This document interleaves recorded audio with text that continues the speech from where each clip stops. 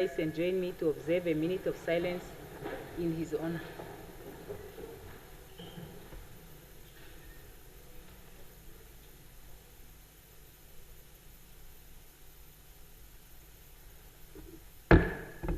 May his soul rest in peace.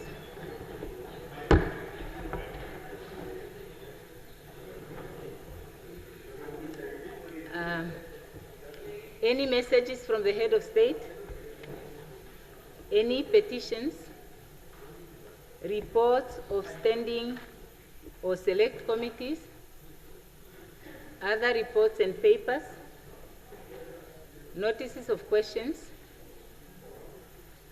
Yeah, Honorable Flute.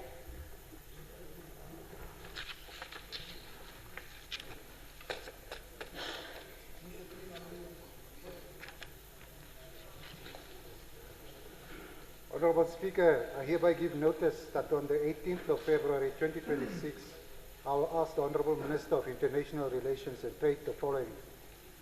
On 13th January 2026, Namibia's ambassador to the Russian Federation, Ms. Monica Nashanti, told Russian state news agency RIA Novosti, and I quote, "BRICS will be a turning point for us. I'm confident that Namibia will not remain on the sidelines when it comes to joining BRICS. This is where we should be," close quote.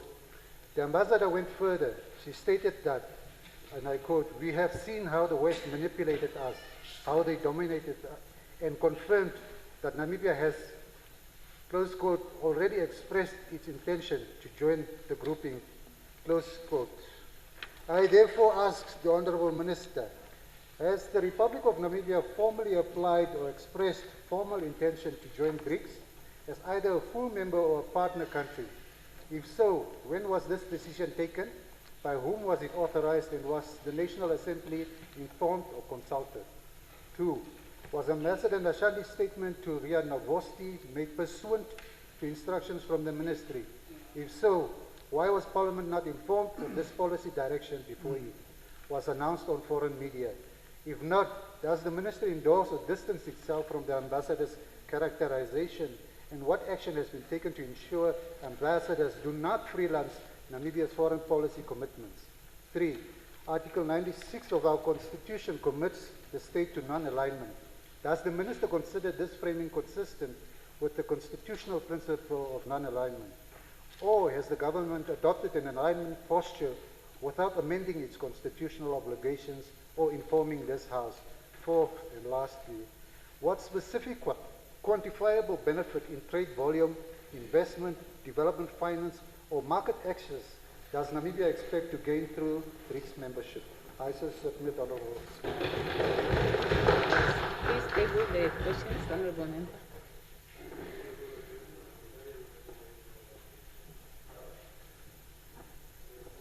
Honorable Mvula.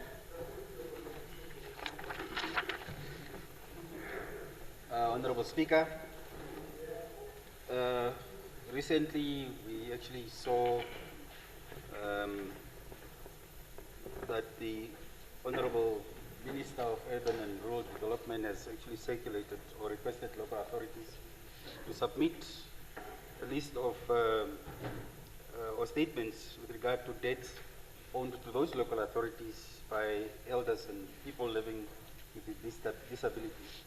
Now, it is within that spirit that I would like, spirit and concern, that I would like to table this notice of motion, notice of question. I beg your pardon.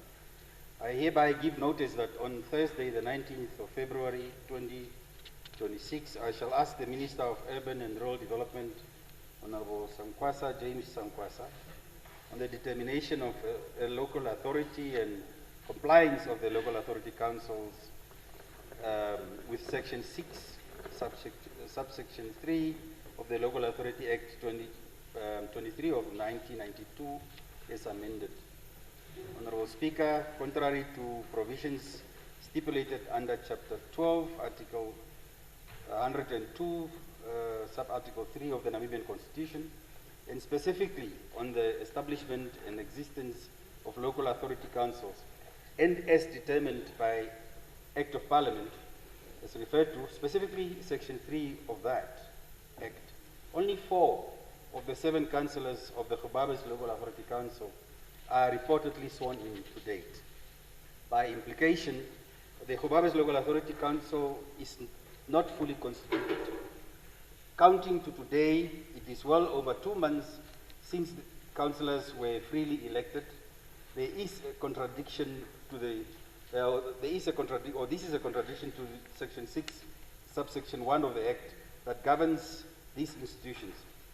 A council that is to serve as a governing body in which powers to determine the development and operational budgets, make policies and rules are vested in is non-existent. This subsequently and legally means that the law on governance of Khubabe's as a town and as determined by the Act is contravened.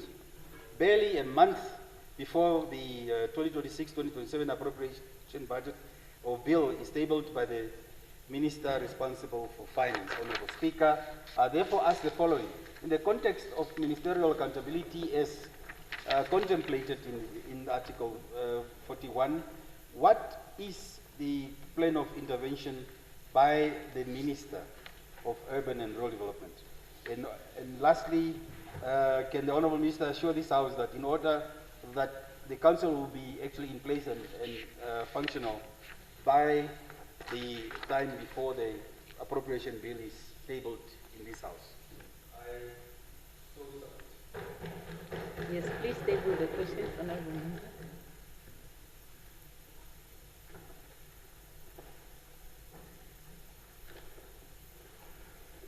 Yes, Honourable Lukato.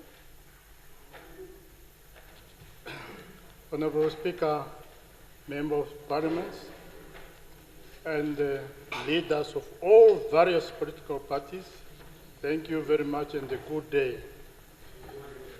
Today, Thursday, 12 February 2026, I hereby give notice that on Wednesday, 18 February 2026, I shall ask the Minister of Justice and the Labour Relations, my relative brother, Honourable Philemon Wise Emmanuel, the following question. This is regarding the failure of administrative justice in courts and the police operations in Kunene region. Ocho Magistrates Court. Honourable Speaker, honourable members, Honourable Minister, how did the court session proceed with an officer burial shown in due to the magistrate being on holiday? And is this consistent with judicial procedure? Number 2, why dockets are repeatedly misplaced or sent to improper jurisdiction, yet accused persons have their bail revoked for procedural delays caused by the state? I so submit, Honourable Speaker. Table the questions, please, Honourable.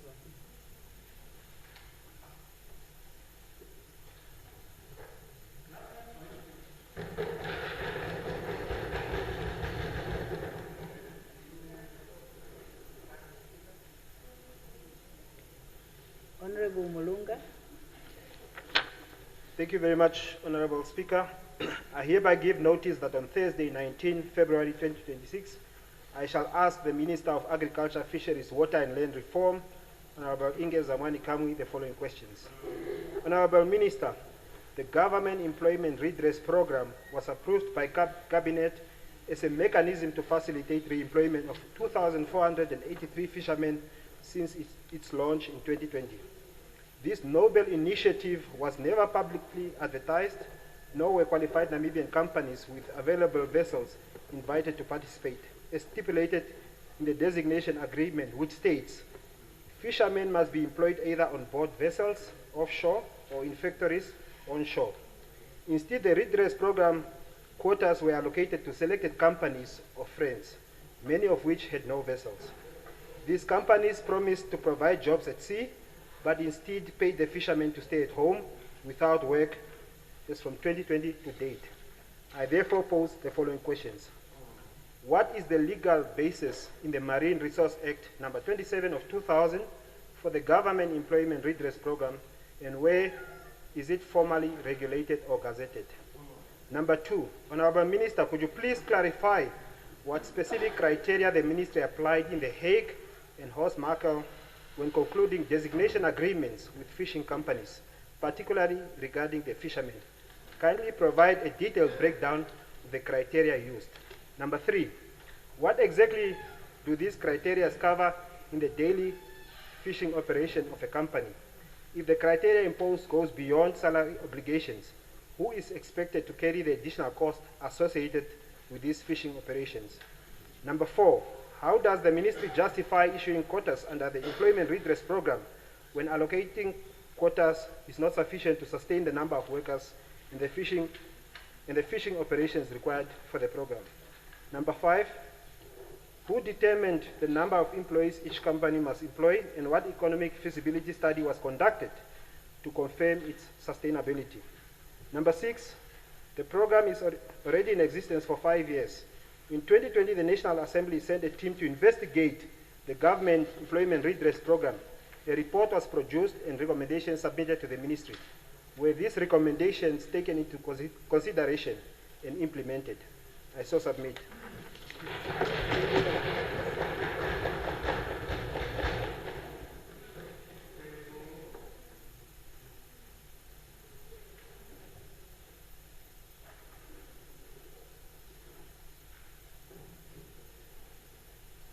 Honorable Venani. Okay. Honorable Lutuhezi. Honorable April. Oh, okay. Honorable. Now the list just changed again. I don't know what happened. Okay. Honorable Shitana. Okay. Oh, it's oral. Okay, then we start with Honorable Venani. No, I see Honorable Lutuhezi again. It's oral. Okay, Honorable Venani. Thank you very much, Honorable Speaker. Under 136, I want to ask urgent oral question to the Minister of Agriculture. The gist of the question is that Honorable Minister of Agriculture, Fisheries, Land and Water and all those matters, government has built an edifice, building, factory, a tomato paste factory in Musati region, completed around about 2022, 2023. Years later, the same tomato paste factory has never produced a single gram, one kilogram, whatever, of tomato. Myself being a tomato farmer, we are struggling every day with selling our produce on the streets because we don't have a market. When is the tomato paste factory built in Musati going to assist farmers, especially those that are in the Musati green belt, to start selling their produce to the factory? I so move. Honorable Minister.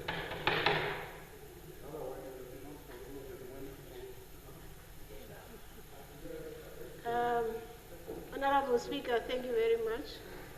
I took an oath to always tell the truth, and the truth is I don't know anything about it.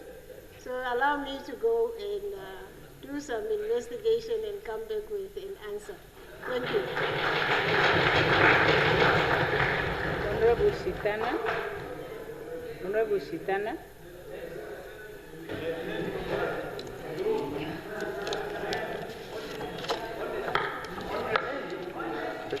Thank you.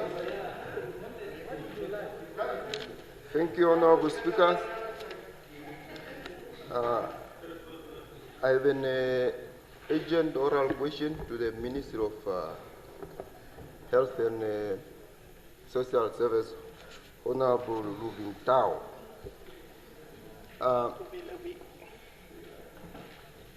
Honorable Rubin Tao, the campaign for indoor residual spraying malaria is ending tomorrow in the villages, and there are some villages that are not yet covered, and the program is ending tomorrow.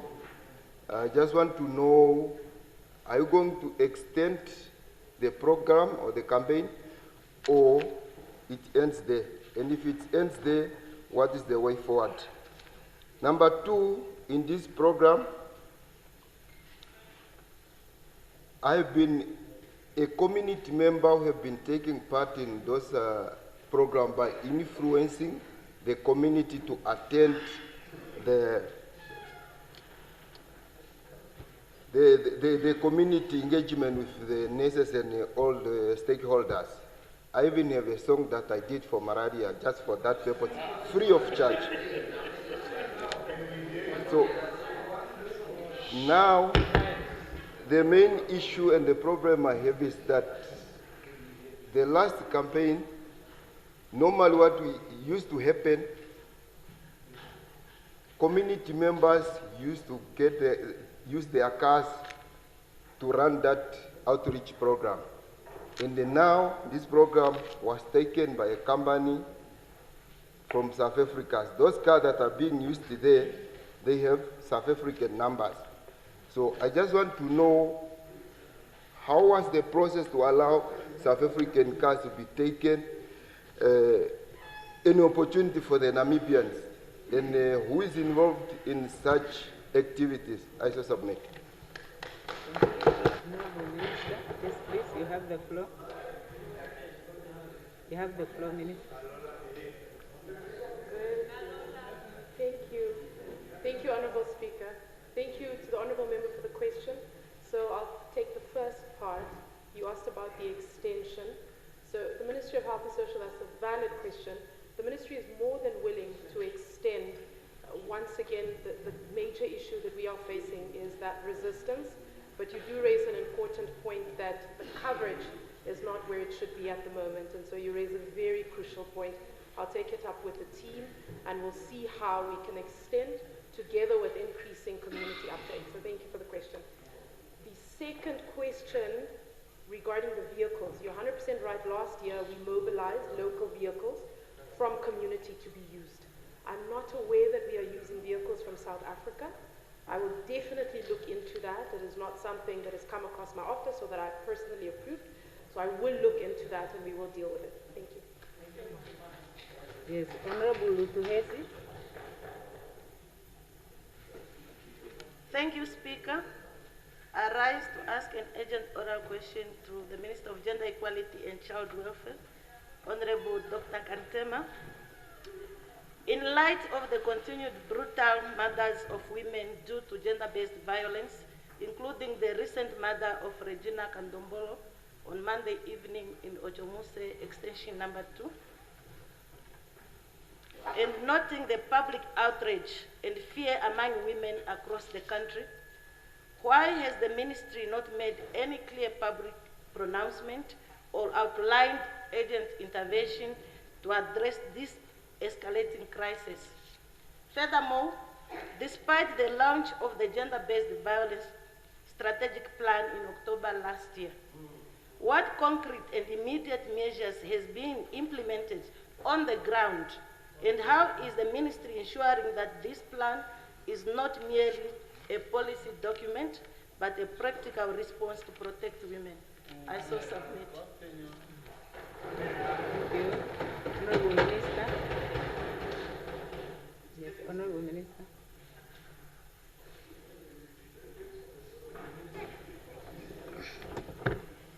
Thank you, Honorable Speaker. Thank you, Honorable Member, for asking a question, which is equally a concern as a ministry that most of the time when you open a newspaper, either on the front page, you'll be confronted with these issues. As you indicated, we had several measures. We approached this issue on the two-prong. Firstly is to conduct or to sensitize the community, which then deals with the awareness campaign. As you rightly indicated, we launched the campaign last year, but not just the campaign, but we constantly do awareness sessions. We also have measures that speaks to how do you then respond. As you indicated, these are measures that we are implementing together with Home Affairs. They deal with the law enforcement part, while we deal mostly how do you then assist either the victims or the perpetrators. So otherwise, I can provide a comprehensive detail in terms of our GBV campaign, how it has yielded, and also what is contained into our strategic plan and the review thereof in terms of our annual plan. But all in short, it's an issue that we are also very much concerned about, and together with the various stakeholders, these are the issues that we need to address. And I'm happy that members of parliament also raise these issues at this level. But as a ministry, we have various measures, Home Affairs as well, and also other stakeholders involved. Thank you very much for the question, and we'll definitely come back and engage further. Thank you, Honorable Speaker. Thank you. Thank you. Any notices of motions? No, Honorable Member, you don't follow up on another person's question. No, you can, when she comes with a statement, then there would be an opportunity for Honorable Members to ask. No, it's the rules don't allow, unfortunately. You can discuss over a cup of tea, Honorable. Yeah. Now,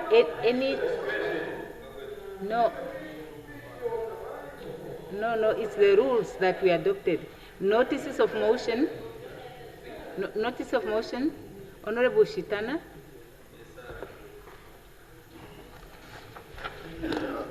Thank you, Honorable Speaker.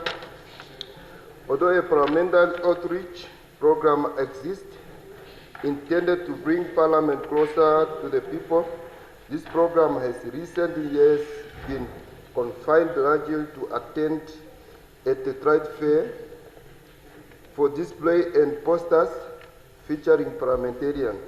The program also includes a parliamentarian bus used for simulation, exercise of parliamentarian sessions. This program is too important and it should continue. However, what is required is the enhancement and the enrichment of this program by bringing members of parliament to the regions through actual sessions rather than limiting the initial to display tents and bus. Note is here given that on Wednesday, 18 February 2026, I shall move that this assembly discuss the holding of session of the National Assembly in each of the region, 13 regions, excluding commerce annually, in accordance with Article 62, Sub 1A in the Constitution of Namibia. 2. Task the Secretariat with developing a framework for hosting those sessions outside Windhoek. I so submit. Thank you. Please table the motion.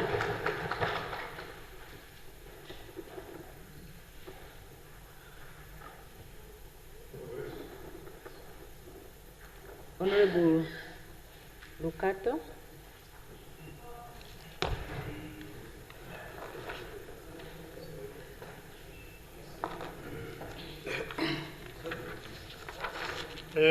Honorable Speaker, members of the House, thank you very much for the platform.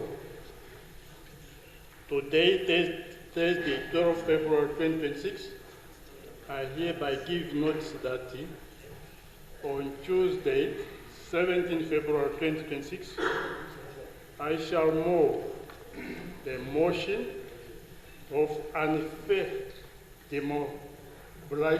demolition of Namibian citizen houses across the country.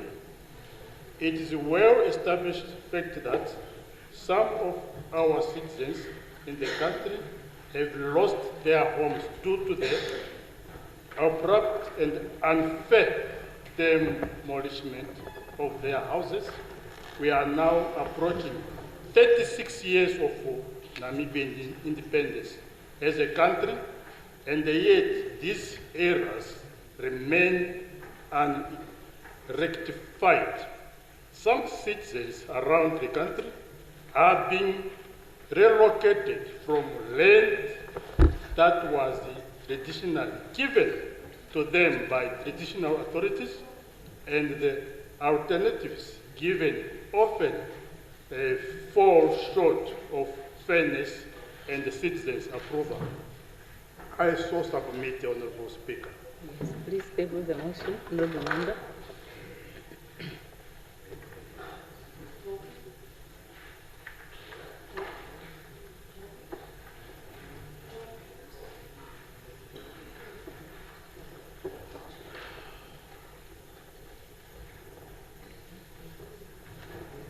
Honorable Haikola.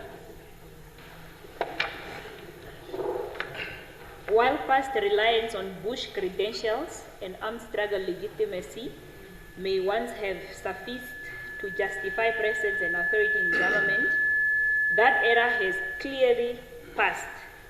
Similarly, the patience once extended for correspondence requiring months for an initial exchange of letters is no longer tenable. Today, critical information and decisions may be transmitted and concluded in seconds. Our country cannot afford to be left behind. It is therefore a scandal of monumental proportion that there are more police officers and bouncers in the National Assembly than researchers. In 2004, this Assembly enacted the Research, Science and Technology Act 2004, Act number 23 of 2004, notwithstanding certain controversial provisions. This act principally inaugurated an era of evidence-based development and innovative thinking.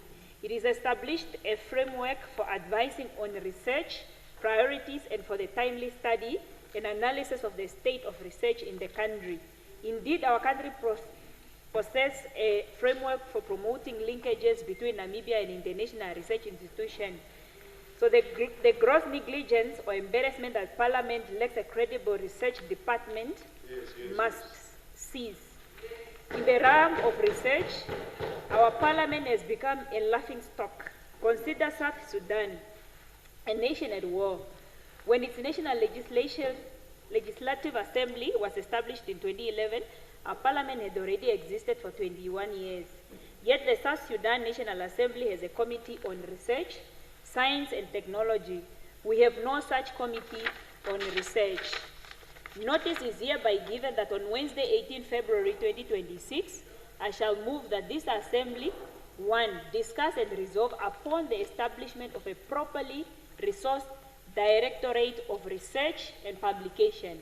2, discuss and resolve that this Directorate assign a researcher to each parliamentary standing committee and to each political party represented in the National Assembly. 3, discuss and resolve upon the establishment of a parliamentary press, being the publication arm of Parliament, responsible for the publication of all parliamentary materials, including books, research papers, and related works. I so move.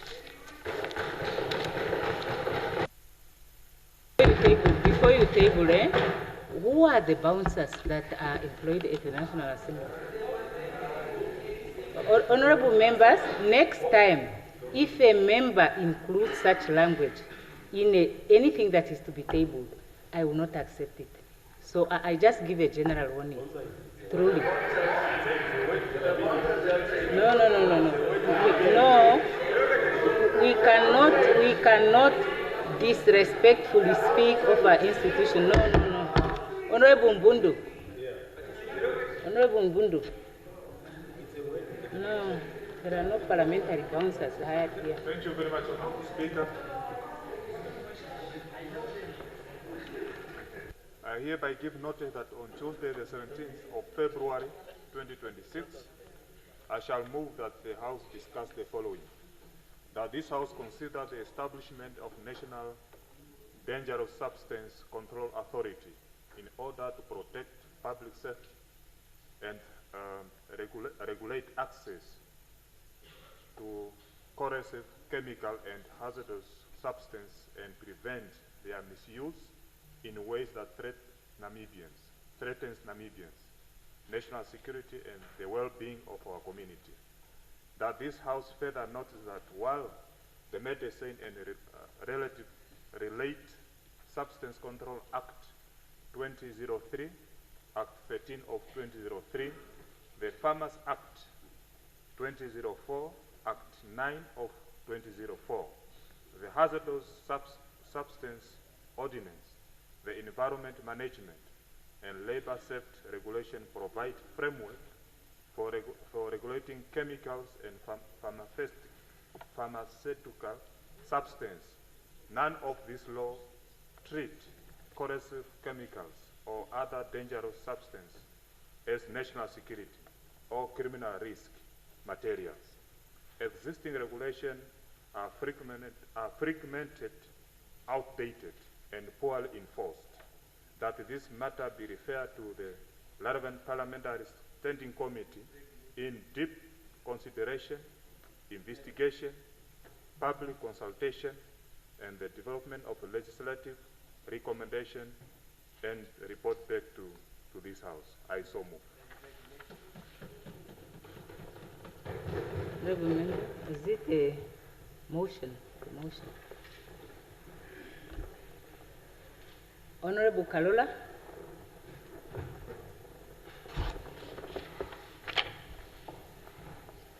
Thank you, Speaker.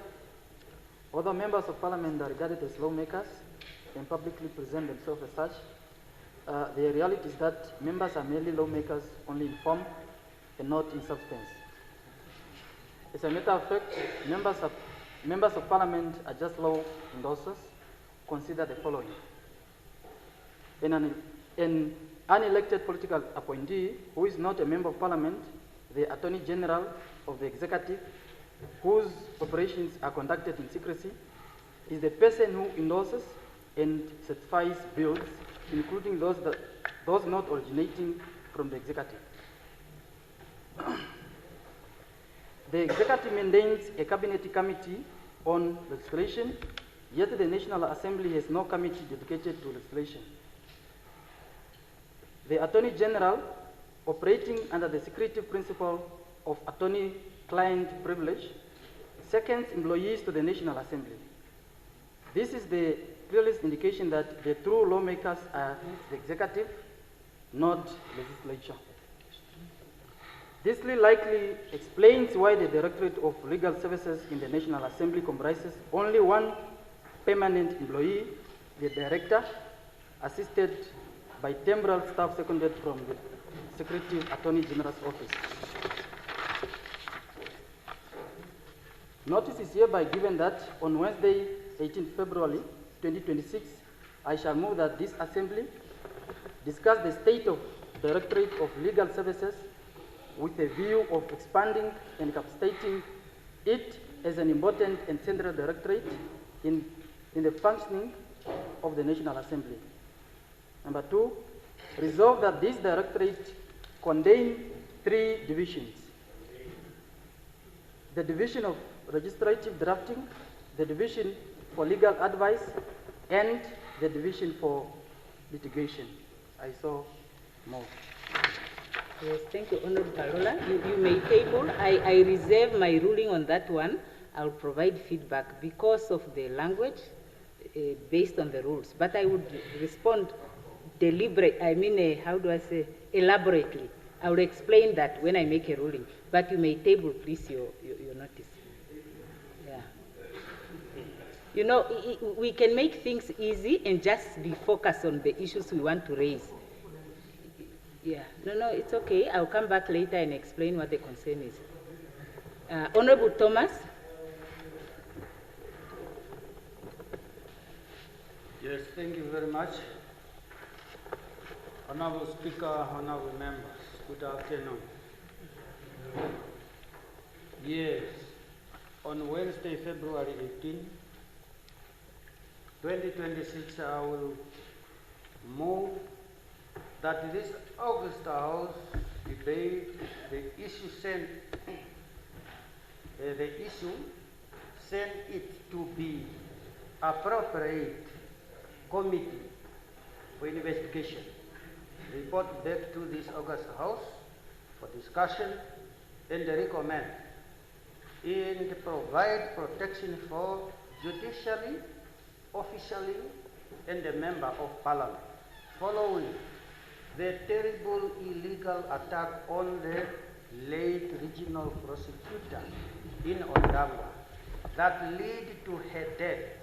This is a strategy for the country as whole, as well as for a family and the co-workers. It is on assault on all Namibians who suppose the uphold and the defense of the law. The protection of the executive branch, legislature, the judiciary, and the other legal professionals is of utmost importance and cannot be compromised. To ensure that the rule of law is upheld, it is essential that the state support those who provide protection to those vulnerable individuals. If the state truly wants its legal professionals to draft law and enforce justice in this nation, the necessary action must be made to ensure that we are all adequately protected.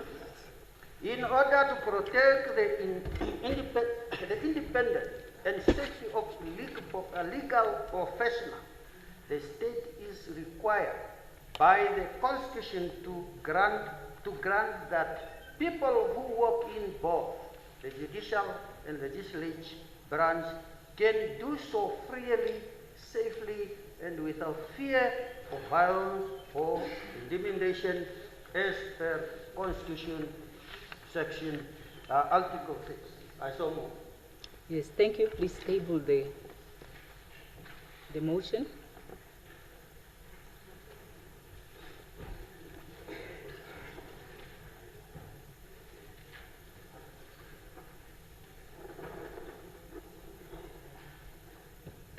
Yes, Honorable Kampala. Honorable Speaker,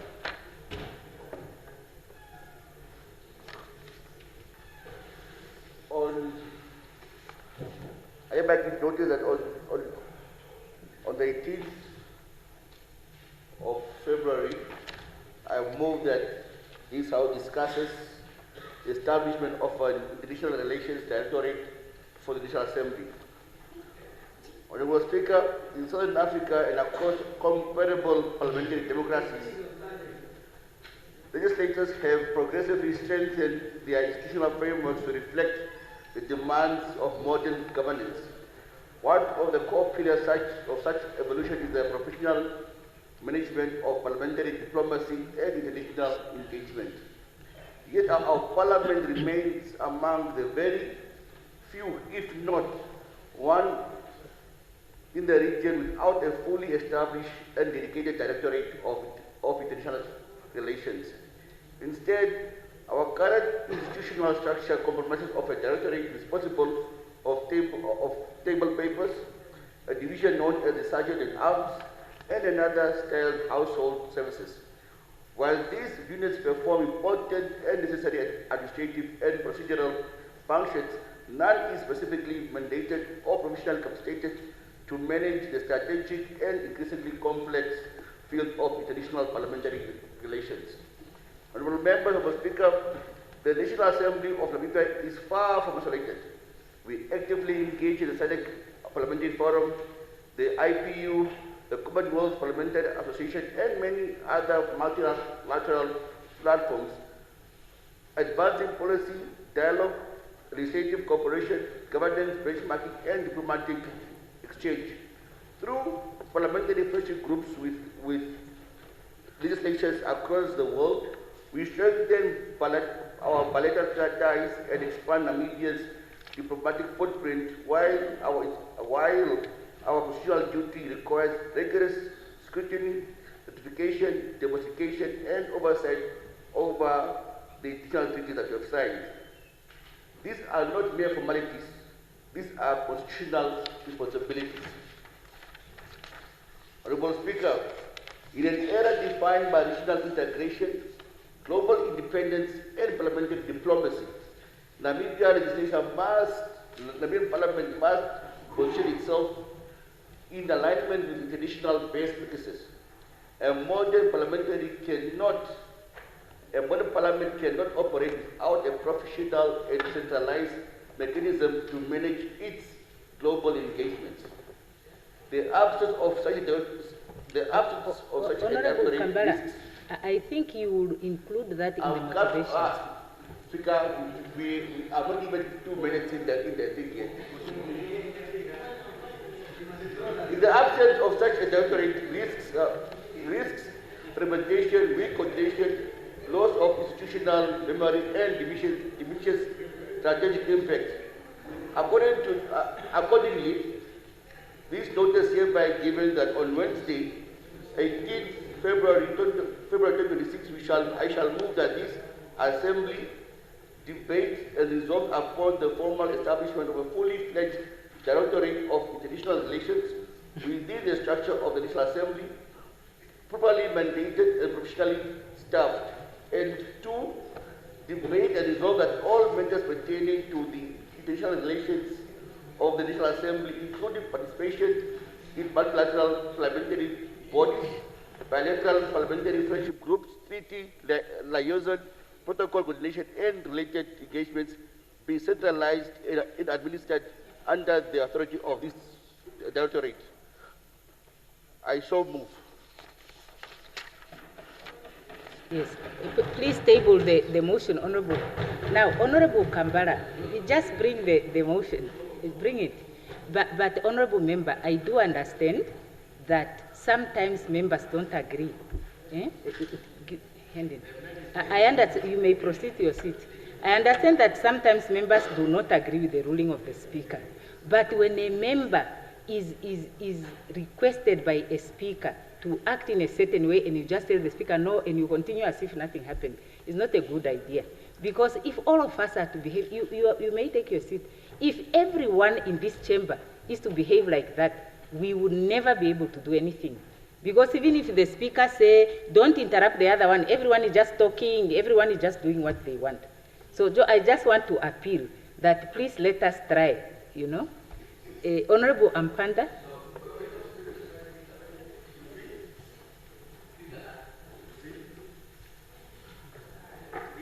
A point of what? Point of privilege. No, he is asking for the floor from the Speaker, and he has it.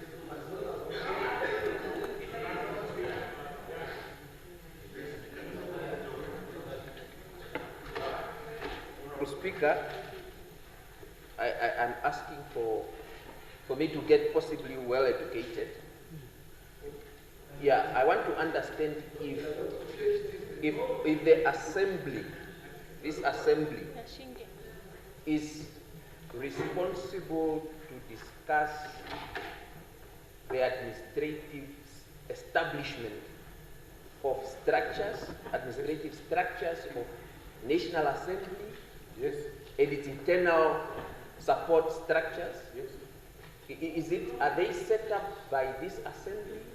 Yes. I just want to get that clarity. Yeah. Yes, thank you very much. That's a difficult question. I want to defer my answer to that question because I have noted that there have been quite a number of questions. I don't want to go into it before I have properly reflected upon it. So, yeah, I noted what was transpiring, but I want to reflect upon it and come back later. Now, who had the floor? Honorable Ampanda. Honorable Ampanda, you have the floor.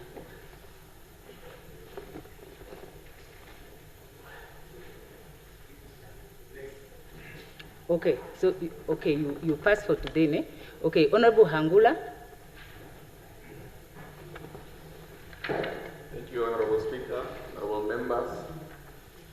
Whereas matters concerning the remuneration of members of Parliament are within the purview of the Public Office Bearers Commission, the Commission neither addresses nor precludes the National Assembly from developing its own framework for supporting members to ensure a conducive working environment. This position was settled when the Secretary of the National Assembly corresponded with the Commission in 2025 and received a response affirming this very principle. Members of Parliament currently operate in a deplorable working environment, lacking adequate office space, intellectual expert support, public engagement and consultation platforms, secretarial services, and information support systems and services, to name only a few of these deficiencies. Ultimately, it is Parliament in general and the National Assembly in particular that are rendered weaker as a result. Conversely, providing a sound working environment for parliamentarians will strengthen Parliament itself. Given the above, Honorable Speaker, Honorable Members, notice is hereby given that on Wednesday, the 18th of February 2026, I shall move that this Assembly, number one, discusses the working conditions and environment of members of the National Assembly, and two, mandates the relevant committee to develop minimum working standards and a support framework for members of the National Assembly. I so submit. Yes. Thank you, Honorable. You may table the motion.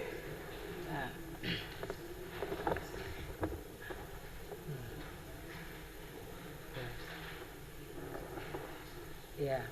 Okay, so I think this is one of those issues that we have to reflect upon, and I think that maybe that one we may also have to consider at another platform, because I can see that things are becoming more and more complicated in terms of actually having the same view on what it would be possible for us to deliberate here and what can only be considered at another platform. So I would look at that again, and I will make a ruling. Honorable Damwani.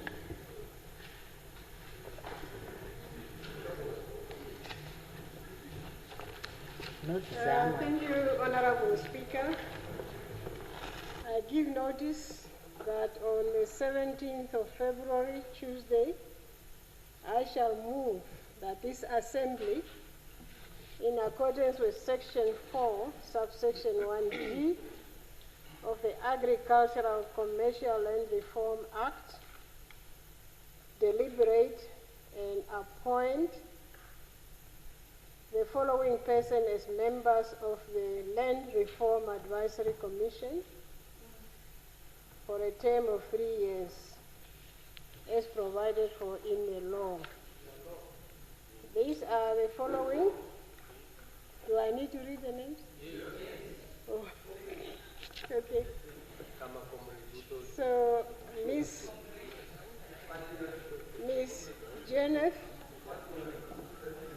Miss Janice Kuhanga from Ochodonjuba region, Miss Nicola Sletlana Davids from Hardap region,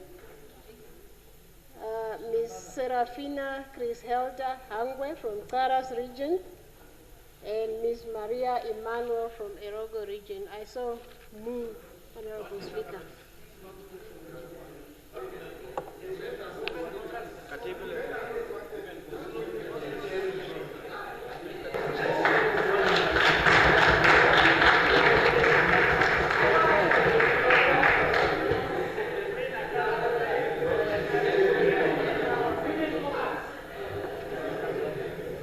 What is it? Is it all ladies, Honorable Damani? Yes. Honorable Lucato? Honorable Lucato, did you ask for the floor? Okay, you have the floor, please.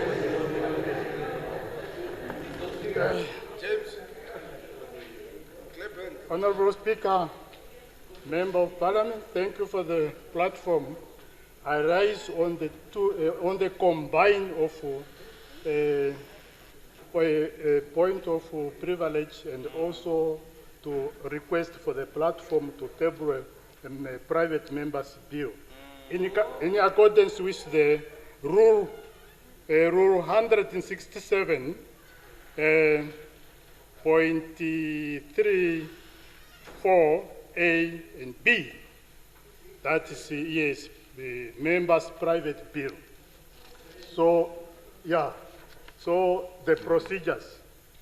So I have to inform this House that last year, 2025, I have also introduced the member's bill, which was referred to the legal department, and until now, no response. Okay, Honorable Speaker, Rule 167, 3, 4A and B, Honorable Speaker.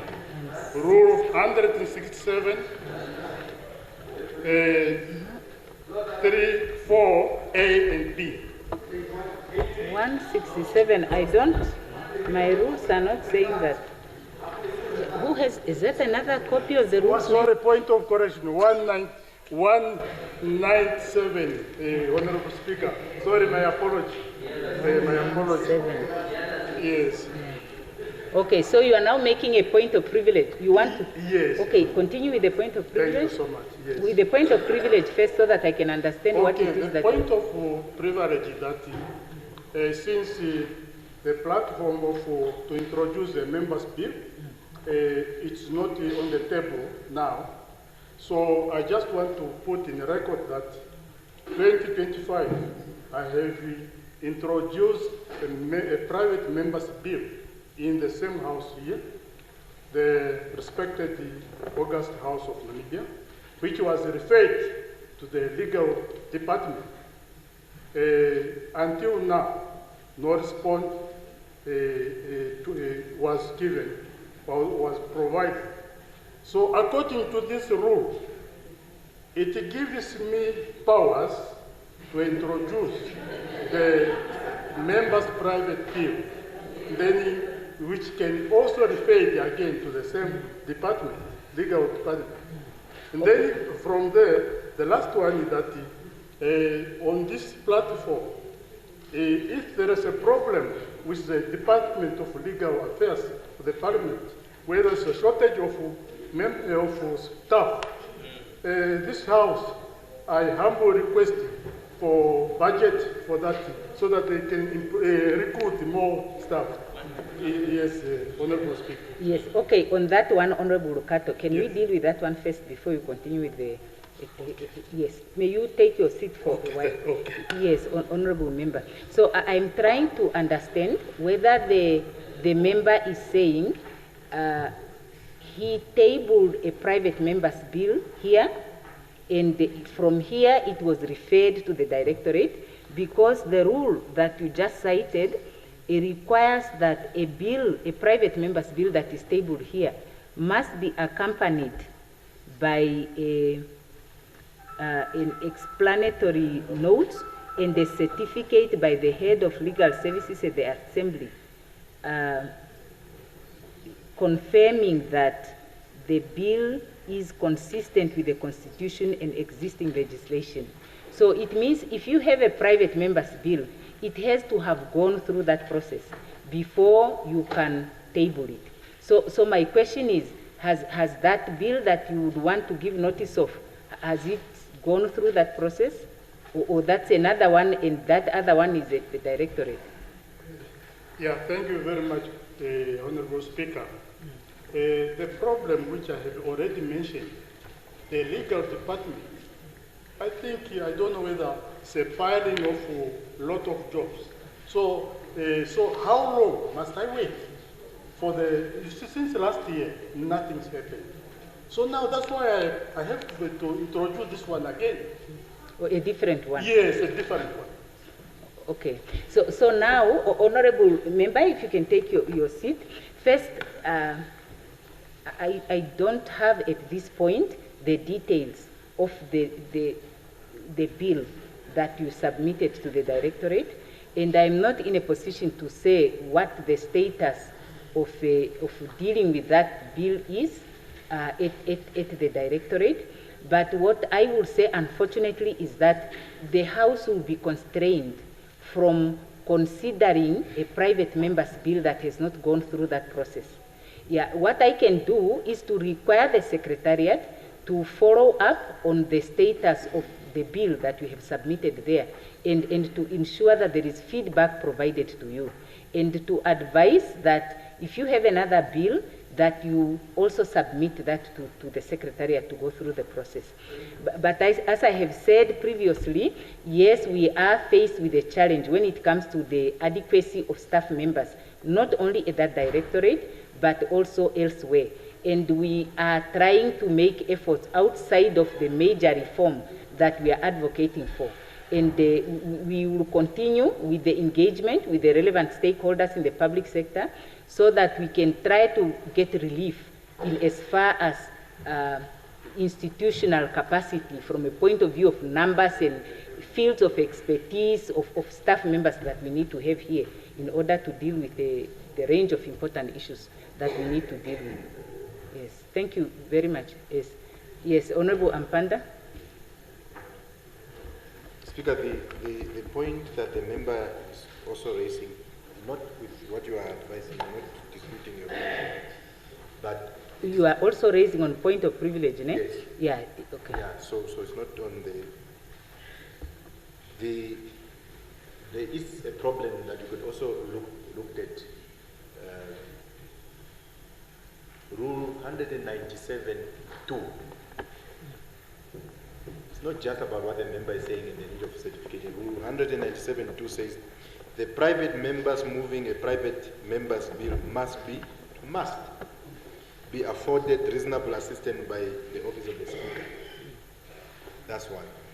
It also says the department of the Assembly responsible for legal services must afford the private member moving the private member's bill professional assistance in the drafting of the bill. So there are contradictions in terms, because if you must receive professional assistance in drafting, it means you cannot show up to the directorate with a bill, because the directorate must assist you in drafting the bill. But now it also been said that your bill must be certified. It's a contradiction in terms. It basically means that a member desirous of submitting a private member's bill can actually show up at the directorate or at the Speaker's office with no bill at all. Because in terms of 197(3), you are to be afforded professional assistance in the drafting of the bill. So I'm just trying to illustrate that we have a bigger problem. Not necessarily just, and we could see from the framing, because we tested those rules. We tested it by actually drafting a bill and submitting it. Yeah, and it was just so that 3 doesn't kick in. Then you try to say, can you get reasonable assistance? Then it becomes about what I think. So probably there is something that needs to be solved, a problem that needs to be dealt with in terms of that. Because clearly you can see from the framing is to make it difficult for private members to introduce bills, which is what they have been elected for. So I'm just highlighting that there is a big problem. Honorable Mukato does not need to have a bill to give to the department. The department could actually help him. It's an absurdity, yes, because what does that mean? You just say, right, draft a bill. So it's a problem. How is it going to be solved? It's something that probably need to be able to be discussed. I just wanted to say it's not just about him or a member following those procedures, because it's more complicated than that. Yes, honorable members, I think it's a matter of interpretation. But if we would want to discuss it, I would be happy to provide an explanation at another platform. I know that you have raised this issue before, and I have tried to explain. I can see that we have not reached that point where we have a common understanding. And I think having a common understanding is the beginning of starting to resolve issues that we need to resolve. But maybe what is important here to say for today is only 3 things. The first one, the rules are clear that there is assistance that is referred to under sub 2 as reasonable assistance, and there is the sub 4B that talks to,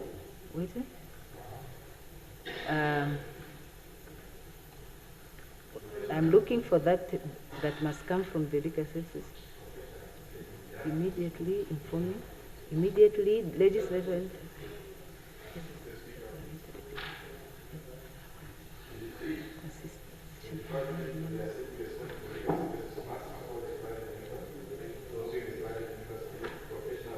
Exactly. So you see, when it comes to the part that talks to the speaker, just say reasonable assistance. And then when it talks to the directorate, it talks to professional assistance. So like I said, we cannot exhaust this discussion here. But as far as I'm concerned, and based on my experience from the executive, drafting, writing what we call a layman's draft is done by non-legal professionals. And then there is drafting, which is done by legal people. So as a non-lawyer, when somebody talk about drafting, I think it's initiating a write-up. But for the lawyers, drafting is legal drafting. So these are two different things that are being talked about here. So yes, one can say, one cannot be expected, unless if they have other support from somewhere, to have a legal draft. But one must have their ideas articulated in a manner. And when they go to speaker, here it is not said that the speaker must assist with drafting or even coming up with a note. It just say reasonable assistance. And that's practically just to say, if somebody comes and they don't know what to do at all, they can show up at the office of the speaker. And the speaker can say, you can do 1, 2, 3. That's part of the assistance. But we can discuss this at another platform. I can see that this is an issue that we need to unpack and have a common understanding. But the challenge that we are faced with here really is that we are required to discuss bills that are drafted in a certain form that are not inconsistent with other laws or with the Constitution, in order that when we pass them, they are actually promulgated and they are implemented. Honorable Venani, can you please allow us to discuss this at another platform? Maybe you can say standing rules. We can just discuss the whole idea of layman's draft and what is the procedure, and members can raise their concerns there. Okay. I see here Honorable Damwani is on the list again. Thank you, Honorable Speaker. Let me first and foremost put my honorable male members at ease with respect to the first notice that is all females. The commission is comprised of 16 members. The 12 are prescribed in the law by which institutions must nominate them. And they have been nominated, and the majority of them are men. Hence, in terms of the relevant section, the minister is requested to nominate 4 people for approval by Parliament. And taking into account the fact that the gender balance was skewed based on the other nominations, I specifically asked the nominators to nominate women, and that's a background.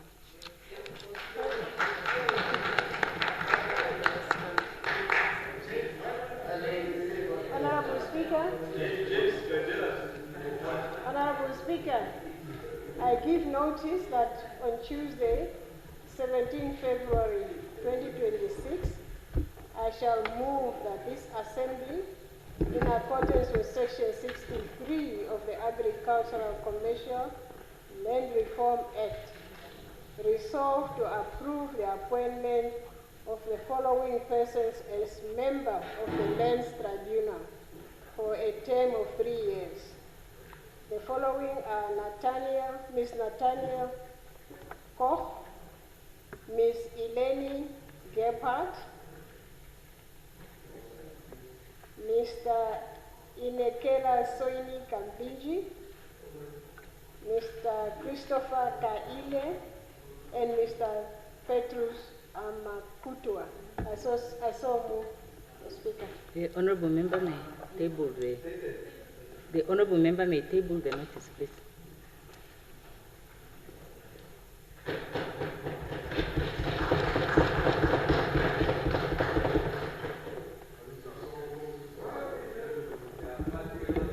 Thank Thank you. On that note, honorable members, we rise for a short break until 16 hours. And we come back here at 16 hours promptly.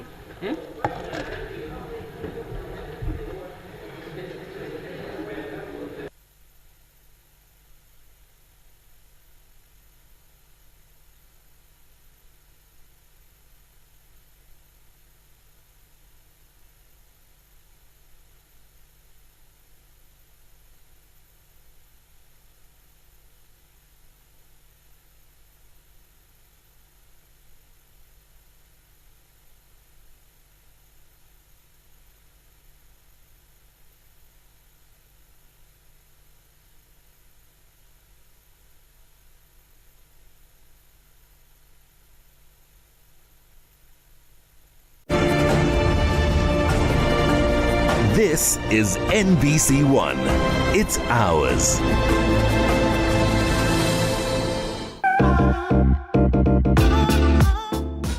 This is Touch FM. It's everywhere. National FM, Prime all the time. Hardloop FM, leef in Afrikaans. Ondenga podongo, oi shabari pinyi jiheripo, omurari wanjibi baranga. Sie sind bei Funkhaus Namibia. Deutsch gehört. Kai samese, ariti haukau ausi. TYS FM, mamarato aha. Wato FM, muchima wetu. Kati FM, kati nkupora pale thingi. Mwanyi FM, kai ni kai. Ka radio, konoro ngisima.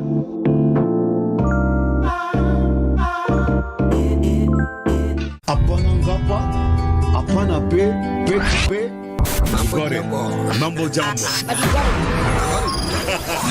At the beginning, apana ngapa, apana pe, it's pe.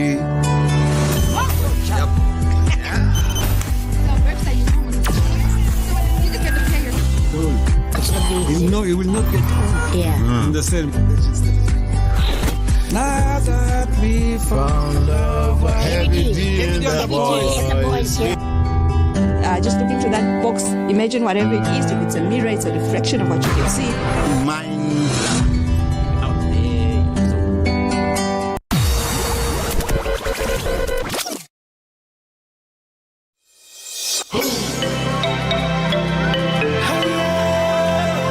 Eye on SADC is your regional news bulletin with a focus on developments from across the region. Stay informed with the latest news from the SADC sphere.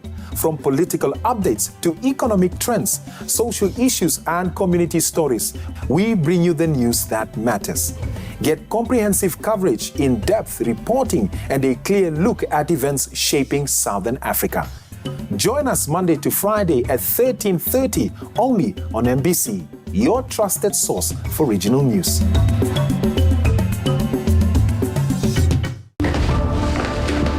Baby, Kikanash. I went outside. How do you bring a female visitor in my house? I didn't know she was coming. If she was a boy, I would understand. I'm giving her only up to the end of this month.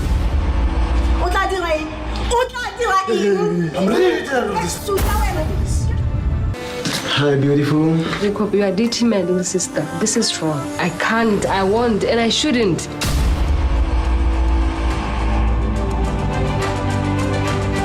Ladies, meet Tavi. She's my new PA.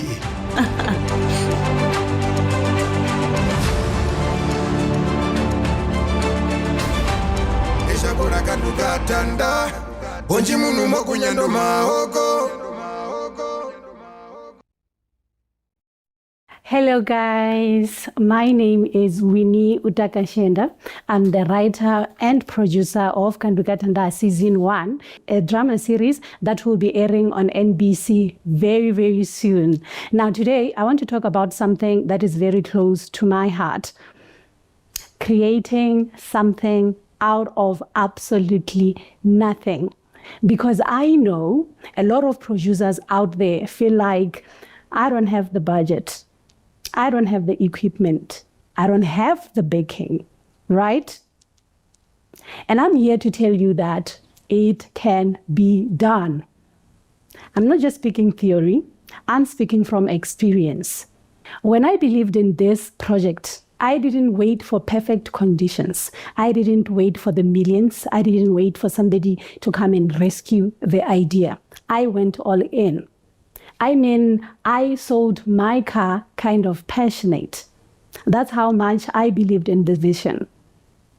With less than 60,000 in mobilization costs, we managed to shoot 26 full episodes. And how did we do it? Simple. I had a small, dedicated team, people who believed in the dream as much as I did. We had one goal. We have the script. Let's tell this story. The money will come later. And it did. Of course, this wasn't blind faith. We had contracts. We had agreements. Everyone was protected and promised their pay once the project was sold. But what made it work was belief, commitment, and sacrifice. So to every producer watching this, every creative who feels stuck, don't give up just yet.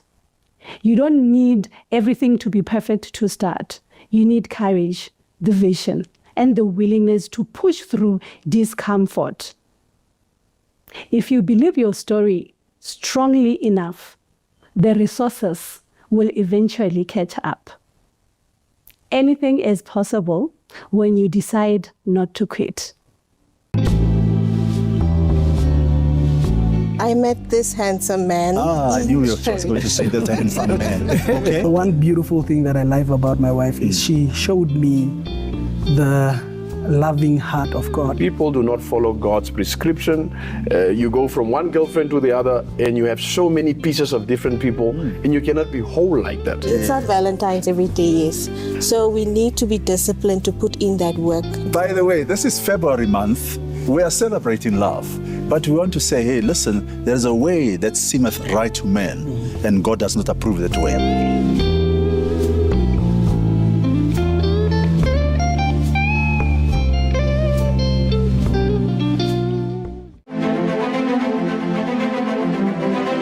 The number of crashes on our roads have increased dramatically. There are ways digitally to identify people and hold them accountable. Of course, we have to move within the ambit of the law. And if the law doesn't allow it, we have to do amendments. One infection is one that as a society we cannot afford. It is typically considered a childhood disease. The best way to prevent this is really to get vaccinated. We also have to make sure that the community, they also receive information. Why is it that they have to be immunized? Is banning the access the answer, or does it risk pushing the problem out of sight? If you are exposed to such unrealistic life standards at such an early age, it's going to affect how you're looking at yourself. You obviously don't want to take away somebody's right to free speech, right? You don't want them to not be able to express themselves. If they had to implement the strategy, we need all hands on deck. We speak to the heads of ministries, government agencies and institutions. We don't really have a lot of challenges, and that I want to thank the Namibian public.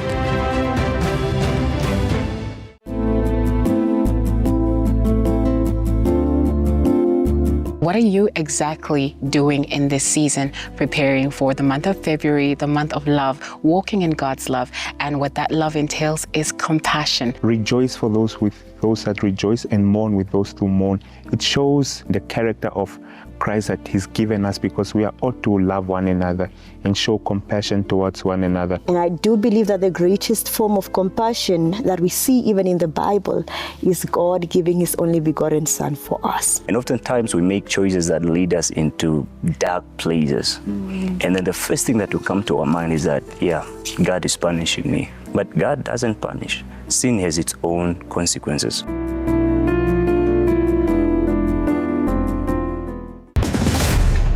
Looking for the best in local entertainment? NBC2 is your home channel. Brighten up your little one's mornings with Sunshine Club, a fun and educational kiddies show. Stay tuned. For the youth, Just Teens brings you the latest trends and entertainment. Renewal of vows. future repercussions of that. Get inspired by real-life change makers on Legend of Change. Find faith, hope, and inspiration with uplifting religious programs. Stay informed with On the Street with City Police, keeping you safe and street smart. Celebrate love, culture, and grand moments on the Wedding Show. And for the sports lovers, we've got all the action from local soccer, coming in! Rugby, and more. Love local music? Watagwan brings you the hottest beat.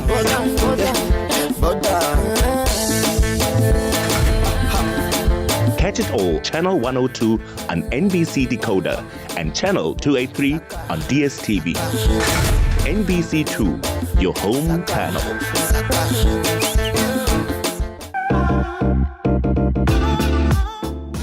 This is Touch FM. It's everywhere. National FM, Prime all the time. Hardloop FM, leef in Afrikaans. Ondenga podongo, oi shabari pinyi jiheripo, omurari wanjibi baranga. Sie sind bei Funkhaus Namibia. Deutsch gehört. Kai samese, ariti halkal ausi. TYS FM, mamarato aha.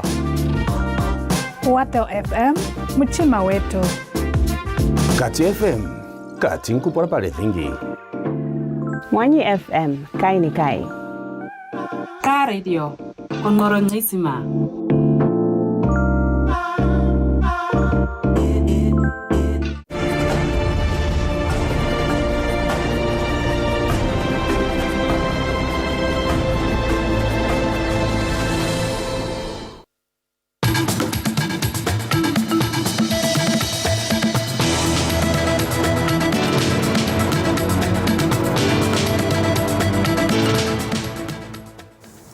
Greetings and welcome to your evening news highlights with me, Jeanette Krauses. It's a pleasure to be in your company. Potential investors conducted a fact-finding mission to the Nectral Dam in the Claras region as part of plans gathering pace for second phase of the irrigation scheme's development. An engineer within the Ministry of Agriculture, Fisheries, Water and Land Reform, Felix Dinamwene, revealed details on the fact-finding visit in an interview with NBC News. Government has acquired 19,000 hectares of land at a cost of $20 million for development of the irrigation scheme at the dam, expected to create 11,000 jobs. During its recent oversight inspection visit to the dam, the Parliamentary Standing Committee on Economics, Public Administration and Planning appealed to the Ministry of Agriculture to fast-track the irrigation scheme's development. Through our embassy in Kenya or our consulate in Kenya, we have identified interested partners that would want to work with government to develop Nekatal. Hence, we are back again to site, so we take through the investors through the project and appreciate what is on the ground before they can submit their technical and financial proposal to government. The Ministry of Information and Communication Technology is working to strengthen the relationship between the media and the public institutions in the Erongo region. Communicators, journalists and government representatives gathered at Swakopmund for the first ever Erongo Media Stakeholder Conference to improve how information reaches the public. Erongo Education Director stressed that communication is the backbone of a strong society. Ehrenfriede Stefanus acknowledged that despite the interdependence between media and the institutions, operational frustrations do arise. At times, media houses content with late invitations, incomplete press release, and ambiguous stories. These challenges rarely stem from a lack of goodwill, rather, they are often the result of limited mutual understanding of each other's unique operational realities and technical constraints. That's why we are here. The Katima Mulilo Town Council is expected to spend over $13.7 million on the upgrade of two major roads at the town. The two streets, Richard Muhinda and Soweto Street, will be upgraded to bitumen standard to ease the flow of traffic along these routes. Comparison to Lifasi Road's cost is exorbitantly high. Not quite sure if it's due to the different standards. It will be bitumen standard on the two roads, whereas Lifasi was interlocks. So probably maybe we have to look at cost of material and what's cost effective. I'm not having the current figures currently, but I believe it's between 8 million and 12 or 13 million on the Lifasi road alone. I think that underpins the importance of choosing the right type of roads in terms of cost effectiveness. Ohangwena Governor Kadiva Hamutumwa says although the region achieved more in recent times, it is still plagued by numerous challenges. The main challenges plaguing the region include water scarcity, sanitation backlogs, uneven development of infrastructure between rural and urban areas, limited economic opportunities, and youth unemployment. Others are institutional capacity constraints, delays in project implementation, border-related challenges such as cross-border movement, crime prevention, and informal settlement management. These realities require leadership, ladies and gentlemen, that goes beyond routine administration. They demand visionary, disciplined, and people-centered leadership. That concludes the news highlights at this hour. Thank you so much for joining us. From us here in studio, it's goodbye.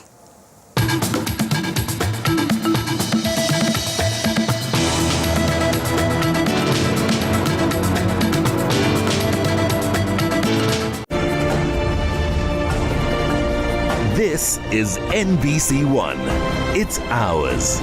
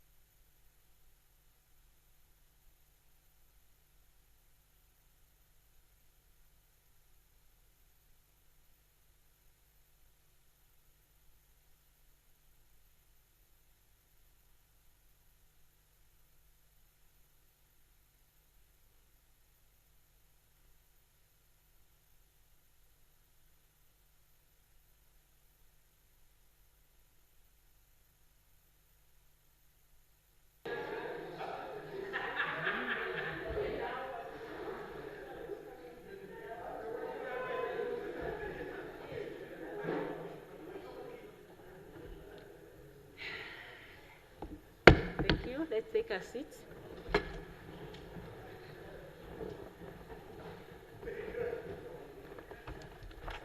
Okay, when we went on the break, we had just, where were we?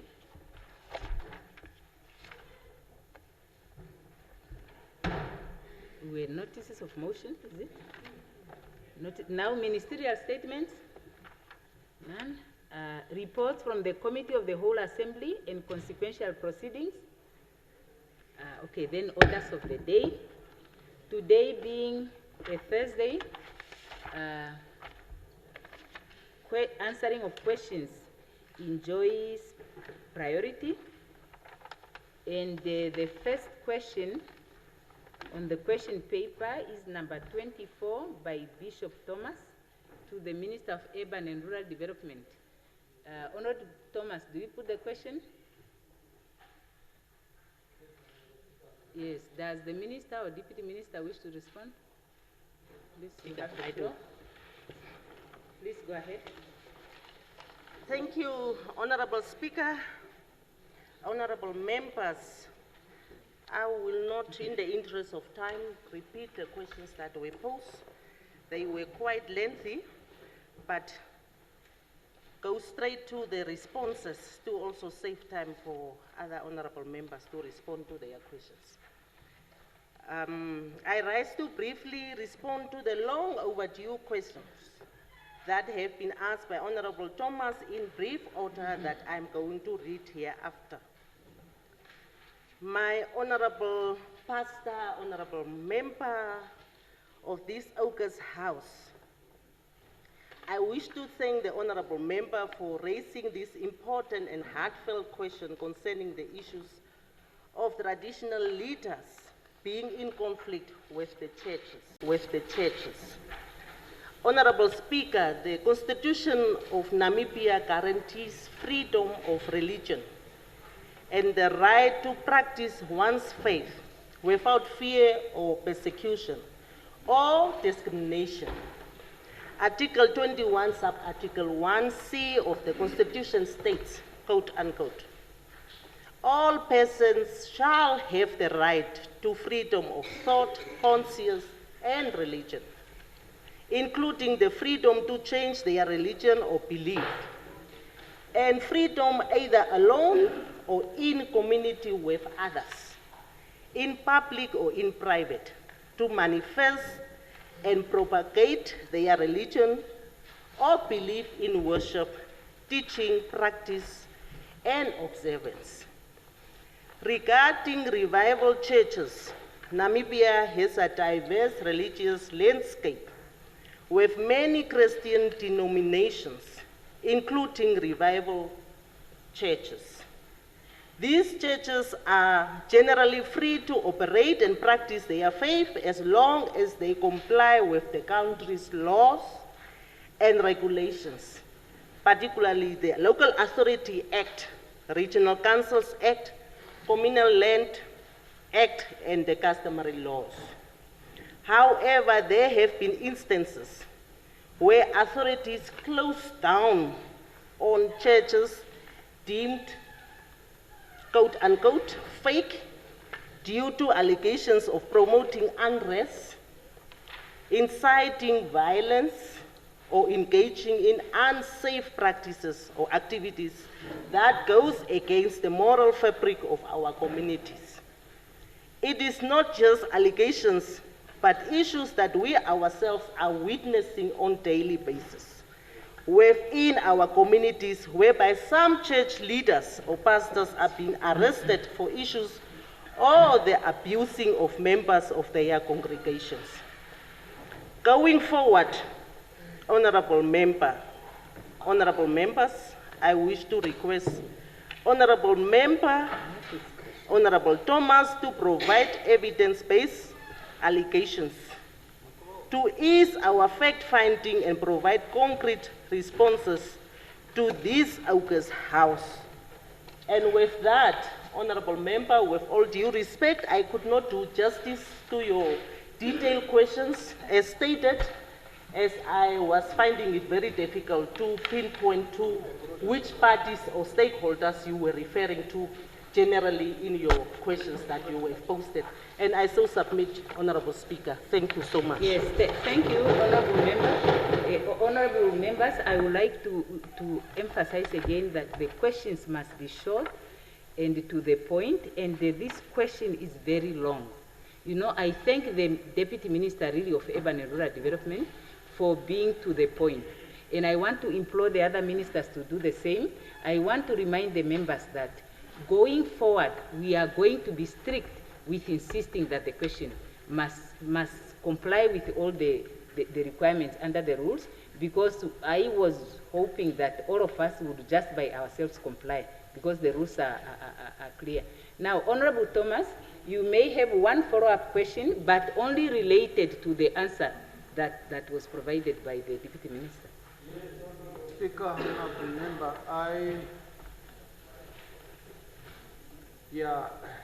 I think because it was long, yes. It came long, and the ministry is struggling to understand it very well because there was no direct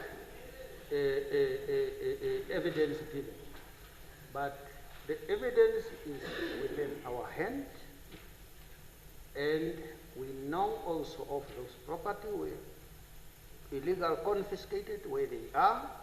This will be combined together and bring it to this Very good. house. Thank you. Very good, thank you. The next question is question number 9 by Honorable Ipumbu to the Minister of Justice and Labor Relations, and he's not here. Yes, the next one is question number 75 by Honorable Thomas to the Minister of Education. Honorable Thomas, do you put the question?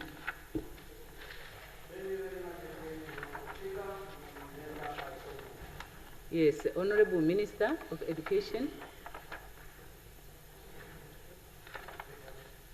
Thank you very much, Honorable Speaker and Honorable Member. I was under the impression that the Deputy Minister already responded to that question. Is it the question on Ochus and Juba? This is the question. So we had 2 that were already responded to by the Deputy Minister. We only have now 78. That is question number 75, concerning emergency procurement for one. But the Honorable Member, if you are not prepared, you can... It was already responded to. Oh, I understand it was responded, Secretariat. Yes. We didn't remove that from the questions. No, they are saying only 78 was responded, which is not here. Yeah, but let's confirm that. Then, Honorable Minister, let's confirm which question was answered. The Honorable Deputy Minister will share the answer here, and then we will look at that, and if we find that it was responded, we will announce. For now, let's proceed to the next one. Yes, Honorable Balotti, can you present here, please? Yeah. Or are you going to explain whether that question 74 was Yes, Honorable Speaker, on the 13th of November, I answered that question. I've also date signed it, and this came from the Secretariat. Okay, so this question was indeed responded to. Very good. Can you please table the answer so that we can have the just share. You don't have to bring it here, but just share so that he can have a copy. Maybe he was not here. I don't know why he puts the question. But even the Secretariat ought to not have included it onto the list of questions. So if you can please just share it with us so that we can also have it removed from the question paper. So the next question is question number 77 by Honorable Thomas to the Minister of Industries, Mines and Energy. Honorable Thomas, do you put the question?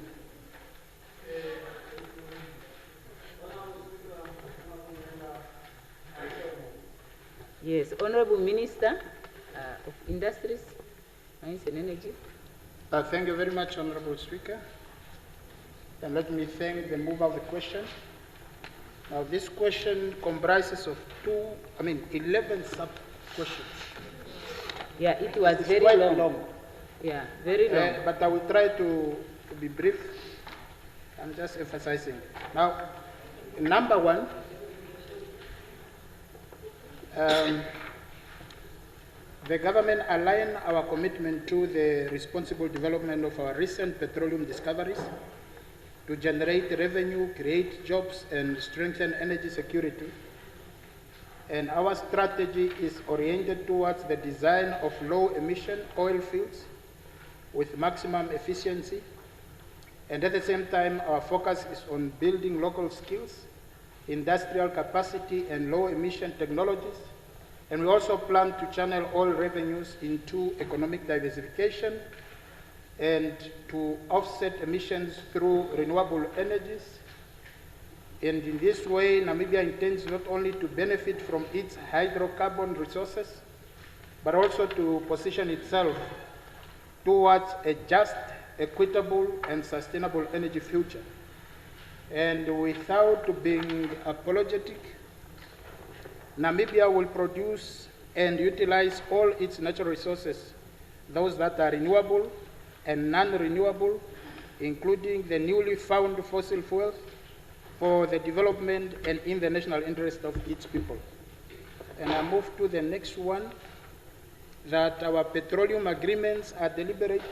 I'm not repeating the questions, Honorable Speaker, for the sake of time. Yes, please. I'm just giving the answers. Our petroleum agreements are deliberately structured to safeguard Namibia's energy security while enabling us to participate meaningfully in international markets. And these agreements make domestic supply obligations mandatory, ensuring that a portion of the locally produced petroleum is reserved to meet national energy needs and reduce reliance on imports. And at the same time, regulatory frameworks also provide for the trading of our petroleum resources on the international markets, which is essential for earning the much needed profits that will underpin national development, infrastructure investment, and broader economic diversification. And it is the objective of the ministry to ensure that our oil production benefits our citizens directly, while also positioning the country as a reliable and competitive player in the global energy sector. The next question is that the government is fully aware of the risks of over-dependence on oil revenues and has already taken deliberate steps to diversify our revenue streams. Now, central to this effort is the Sovereign Wealth Fund Act, under which the Welwitschia Fund will be governed. This framework provides for clear determinations on how petroleum revenues will be invested, not only to stabilize the budget in terms of price volatility, but also to channel resources into long-term economic diversification, infrastructural development, education, renewable energy, and industrial development initiatives. And oil production is still at an early stage, and our planning is immediate and ongoing, ensuring that from the outset, Namibia uses its petroleum wealth as a catalyst for sustainable, broad-based growth rather than a single source of economic dependence. And the next question, yes, Namibia's recent oil discoveries remain at the appraisal stage as we are speaking. And as such, no official proven reserve estimate has been declared yet. What we do have are encouraging resource estimates reported by exploration companies, which must still undergo further drilling, testing, and independent certification before they can be classified as proven reserves. However, one project has more clarity of the volumes in place, and that is the Venice project under the operatorship of Total Energy, and that plans to produce around 150,000 barrels of oil per day at peak production. And more volumetric data will become available upon completion of the current exploration and appraisal program. The next question, exploration is the lifeblood of oil production. Which number are you now answering? I'm now at question number 5. at question number 5. You still have 6 questions to go. Yes, there are so, too many. Honorable Member, I'll give you 3 out of the 5 minutes that I have to extend the time. But as I have said, the members will have to shorten their questions because I'm forced now to not be in compliance with the rules. I appreciate the additional minutes, Honorable Speaker. And I would probably jump some of the questions and just go to the end. Yes, please. Because there are 11. There are 11. Yes. What measures are in place to combat corruption in the oil sector is so produced. The government has adopted a zero-tolerance approach to corruption in the oil sector, and this has been amplified at the highest government level by our president, who has equaled corruption to high treason against the Namibian state and its citizens. I so move, Honorable Speaker. Thank you. Thank you very much, Honorable Minister. It really was very difficult. Honorable members, I implore you to be brief and to the point. Now, Honorable Thomas, do you have a follow-up question that directly relates to... Yeah. I tend to disagree. No, you are given the floor to ask a supplementary question, not to disagree. Can I finish? Supplementary question is what I'm asking. I said I tend to disagree because with the whole answer, because you did not give me the completion answer. I need the completion answer. You cannot say I jump. You jump for what? You jump what? I ask a question. Okay. So it must be answered. Yes, okay. Honorable Member, take a seat. Honorable Member, you are also required under the rules to fit your question within 3 minutes. And also, the rules require that the questions must not be of excessive length, of which this one is.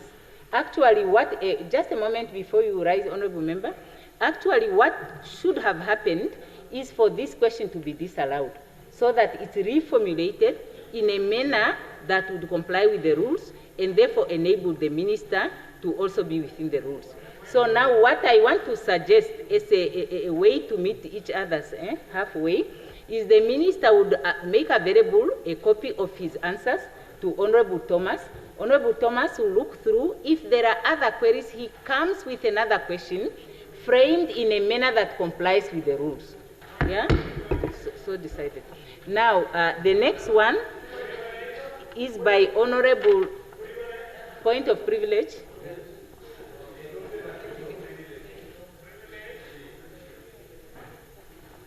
Thank you very much, Honorable Speaker.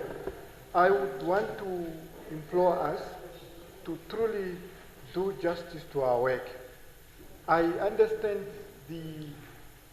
that we are pressed by time, but time factor is because sometimes most of the ministers are not here. That's why we are lagging behind.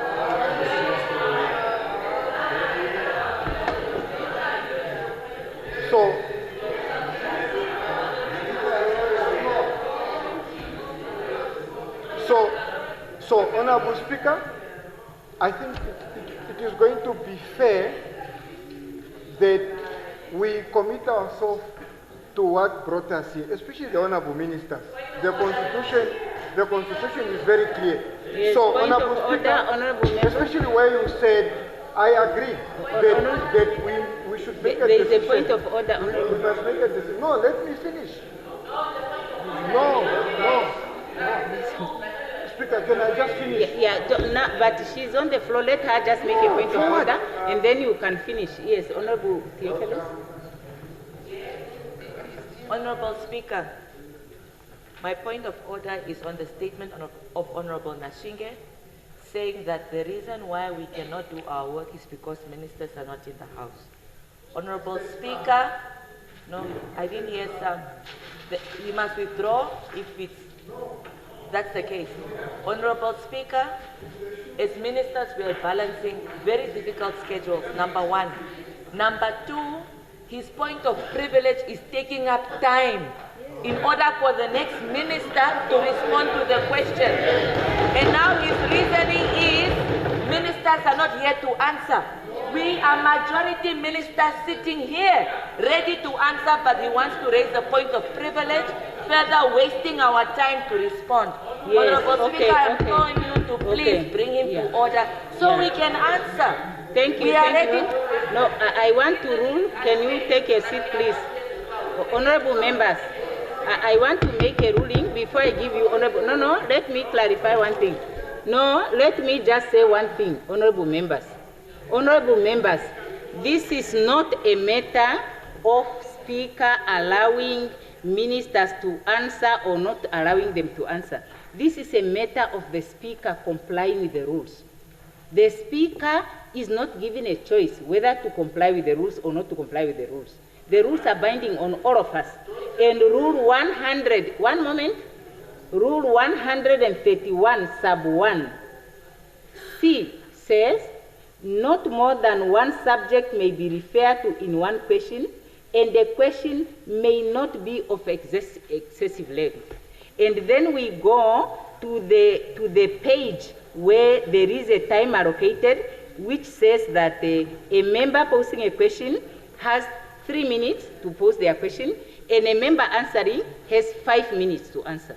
Now we have ministers requiring up to 10 minutes because the questions are of excessive length.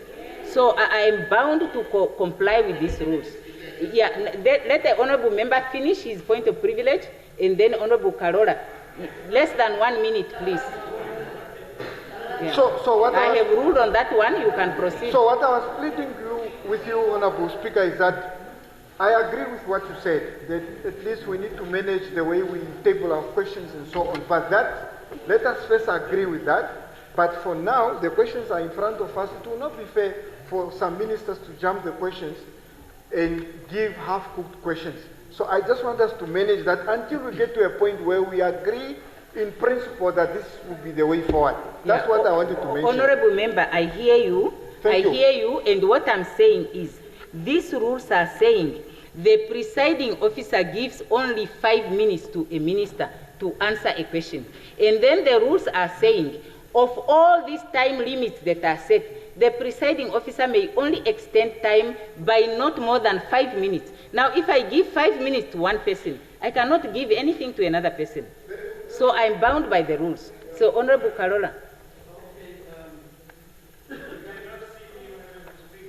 Oh, I cannot see. Speaker, Okay. no, thank you for that directive, but I just wanted to address the Honorable Minister.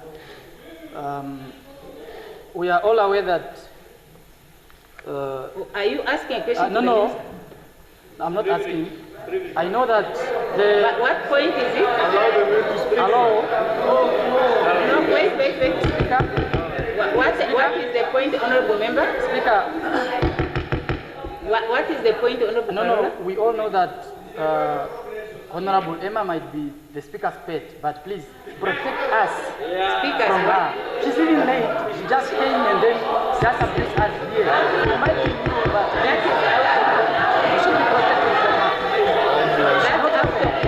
Thank you so much. Thank you, Mama. Yeah, I move on to the next question. Yeah, what did he say? Pet. Really? No. Speaker. Honorable Karola, we do that It's out of order. Now we are insulting each other. That's all.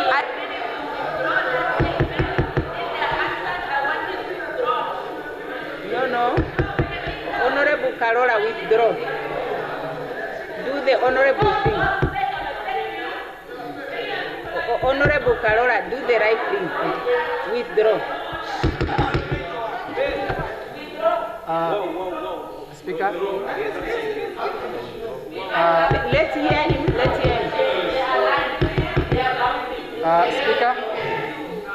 Speaker, I say this figuratively.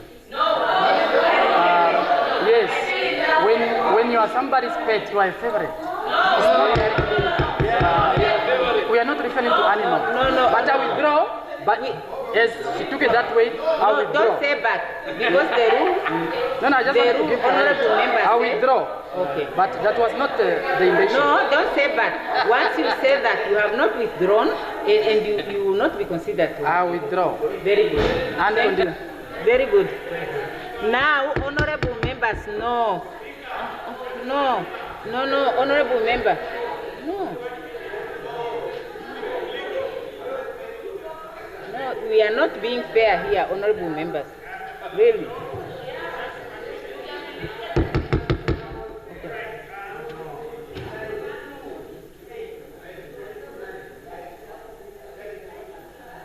Go ahead, the honorable member.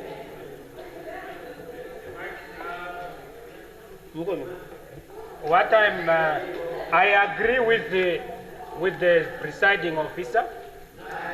I agree with you on the issue of the minutes, but then I just wanted to ask us to consider this, that the questions are not ours. We might have already reached to the information, but the questions we ask here are not ours, are for the public. That is number one. Please take the last one. The honorable ministers. We want to advise the honorable minister. The presiding officer has made a ruling, and we cannot go back to an issue that was already ruled upon. Please, honorable members. Now let us proceed. The next question is by Honorable Motu to the Minister of Education. Does Honorable Motu put the question? No, she's not here.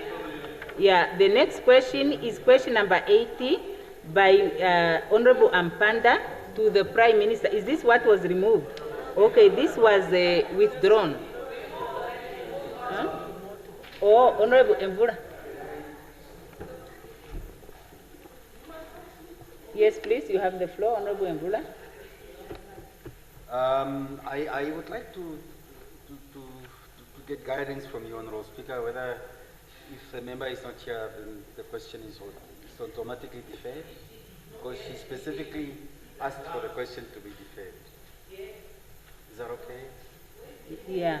Well, there is no provision in the rules that provides for a question to be deferred, but we will skip it. It means it remains on the... All right. Thank you. Yeah. Okay. Honorable, question number 80, I think it was withdrawn. Ne? Secretariat? Yeah. Then question number 81 by Honorable Kandorodu to the Minister of Agriculture.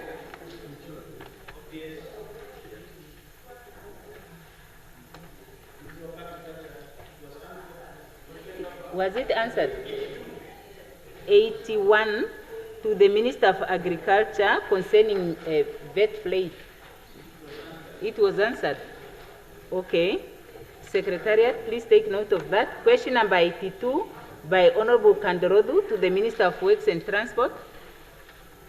Honorable Kandorodu, would you like to put the question? Yes, Minister of Works.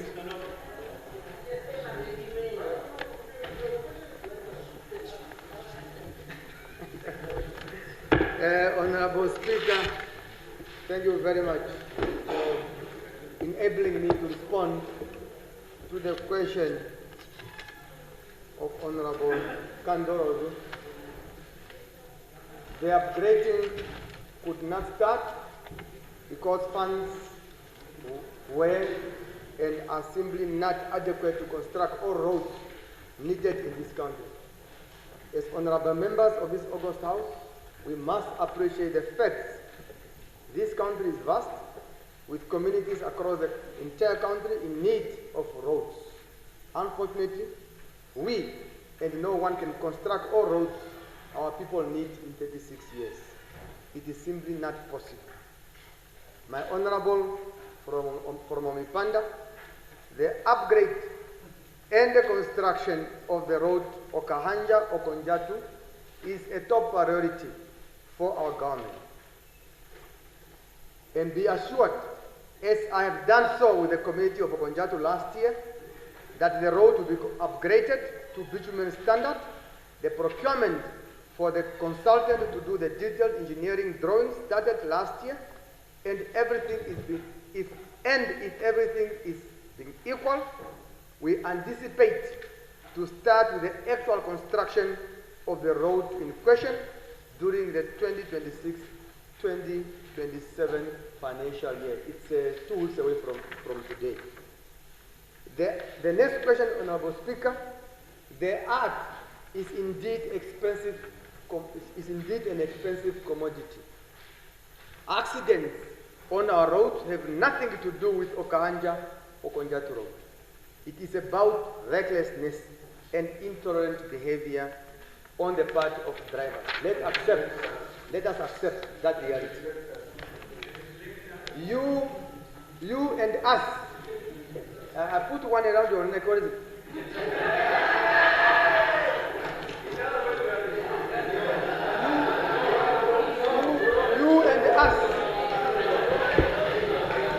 Us, as lawmakers, must occupy ourselves. Yes, point of order, Honorable. Yes.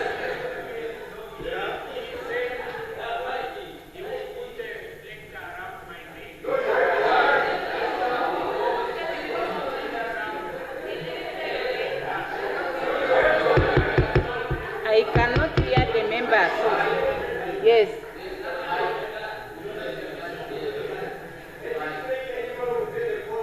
Yeah, okay. Honorable member, can you please?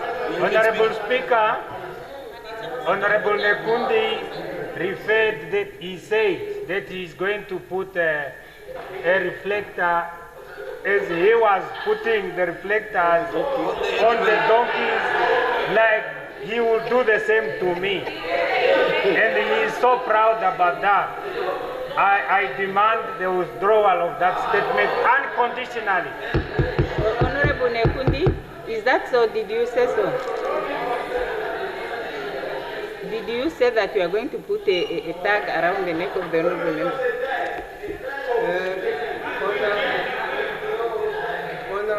Honorable Speaker, we are in the House of Parliament, very important house. The first rule, nobody is allowed to disrupt another member on the floor. I do not even know who spoke. So I not refer to him. Did he speak? Okay. I'm asking, did he speak and what did he say? Yeah, okay, but the honorable member. So I not refer to him. I not refer to him. Okay. Did you refer to someone, honorable? Did you say you are going to put a tag around anyone's neck? Did you say you are going to put a tag around anyone's neck? Which one? No, regardless of who the person is. Did you say you are going to put a tag around somebody's neck? Honorable Speaker, I am addressing the roads here. I'm addressing the roads. Okay, so you didn't say that. I am addressing the roads, Honorable Speaker. Okay, you have not said it. The roads. Honorable Speaker, the rule of the House cannot be applied selectively. The first base, and I want to maintain my composure very well. The rule of the House is that I must be protected just like each one. The rule of the House is that nobody must interrupt any member on the floor. Did the member interrupt me? So can that first the base? Can you establish that base? What you are doing now is just also violating the rule. If you have really said something like that, why can't you withdraw it and we proceed? We are just creating unnecessary problems. Honorable Speaker, my base. So now, if the honorable member was out of order to interrupt you, what would he do to undo it? No, he must withdraw what he said. Withdraw what? What he said. What did he say? Whoever said it. Who said did it? He say what did he say? He disrupted me. Now, honorable member, what you are doing now, you are practically just disrespecting the presiding officer. That's all. And it's unfortunate that you think it's appropriate. No, I want you to withdraw before you continue. Just withdraw. What must I do? If we, Honorable Naruseb, can you help us? The honorable member is said to have said he's putting a collar around the neck of another MP. Can you just ask Honorable Nekundi to withdraw?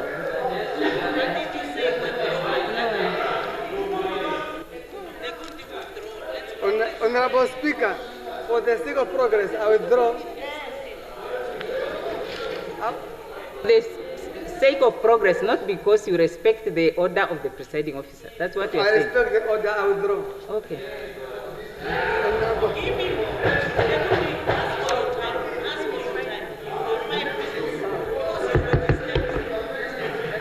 Thank you very much, Honorable Speaker. You and us as lawmakers must occupy ourselves with the advocacy of responsible driving if we care for this nation, particularly if it has to do with road safety. Let's educate our drivers not to overtake at blind spots when another driver is overtaking against an approaching vehicle. When another vehicle, the one is approached, reduce your speed as fast as possible so as the one being overtaken, and not just to flash the lights.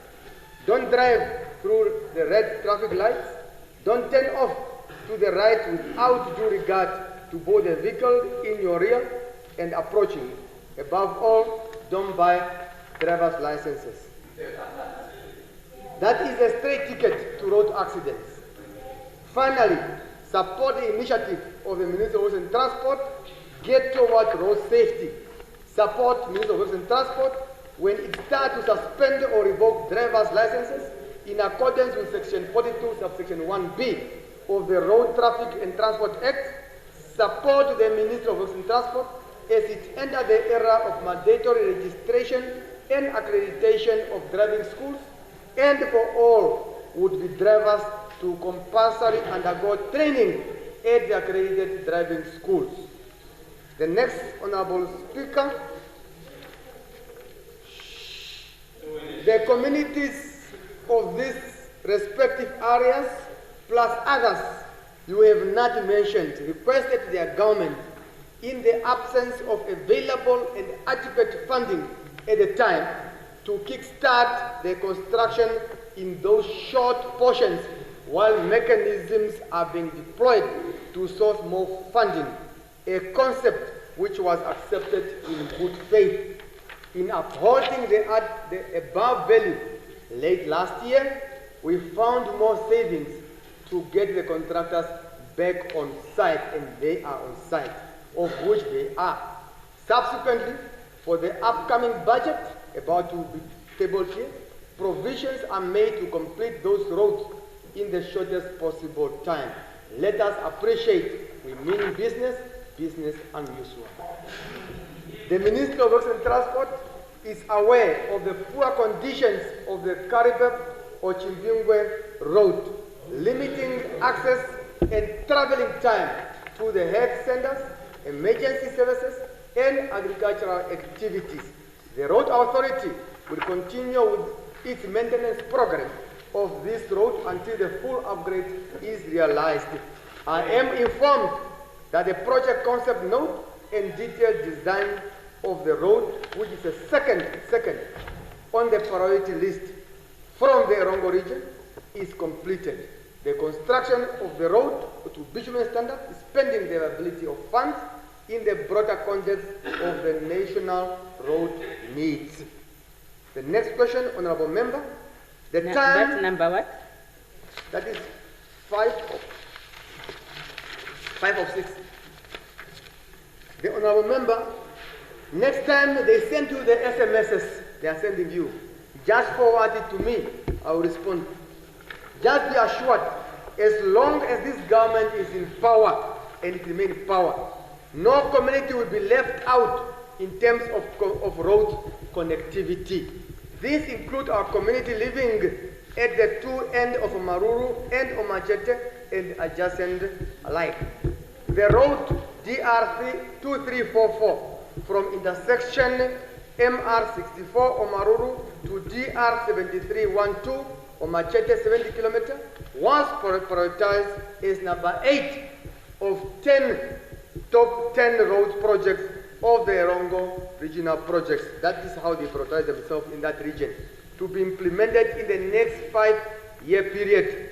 The implementation of the regional project was agreed in sequential order of implementation and approved in consultation with the regional council representatives, the communities, farmers, the regional authorities of the Great Erongo region, which SWAPO won last year.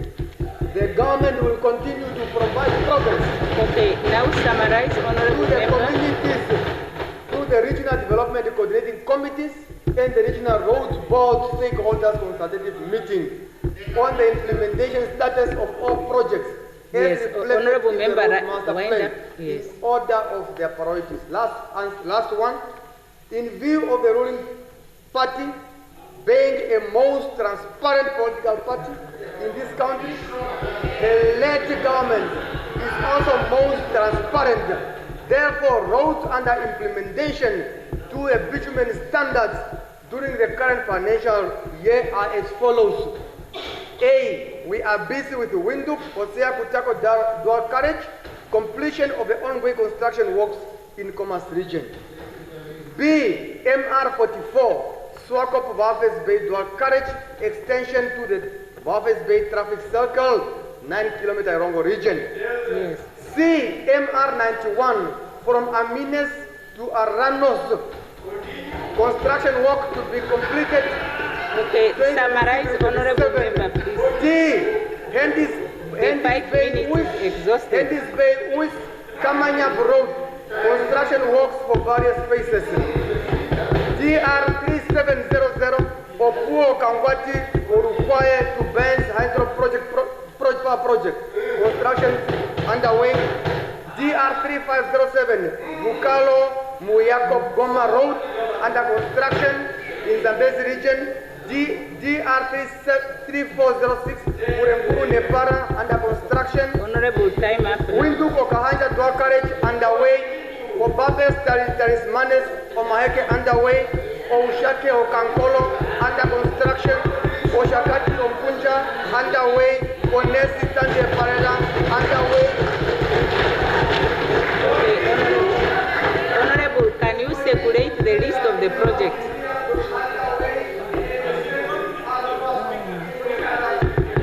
Very good.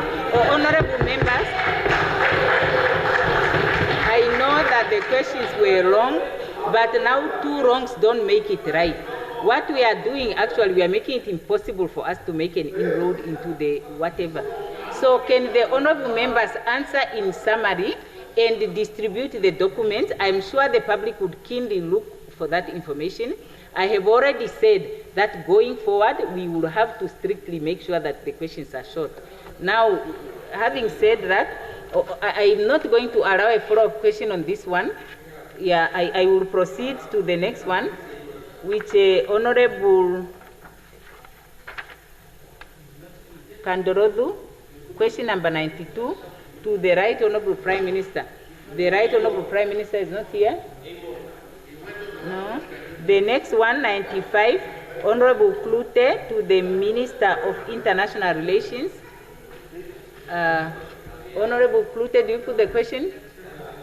Yeah, is Deputy Minister delegated to answer question number 95 on the question paper?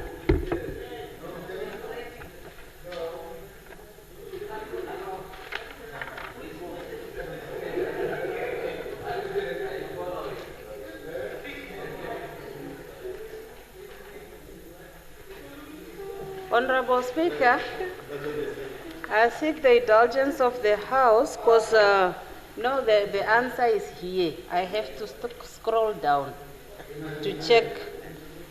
So if I can come after the next. Okay. Thank you. Yes. Yes, now the next question is 101 by Honorable Hengari to the Minister of Urban and Rural Development. No one is here from PDM. So we proceed. Next question is 102 by Honorable Mwashindange to the Minister of Finance. Honorable Mwashindange, do you put the question?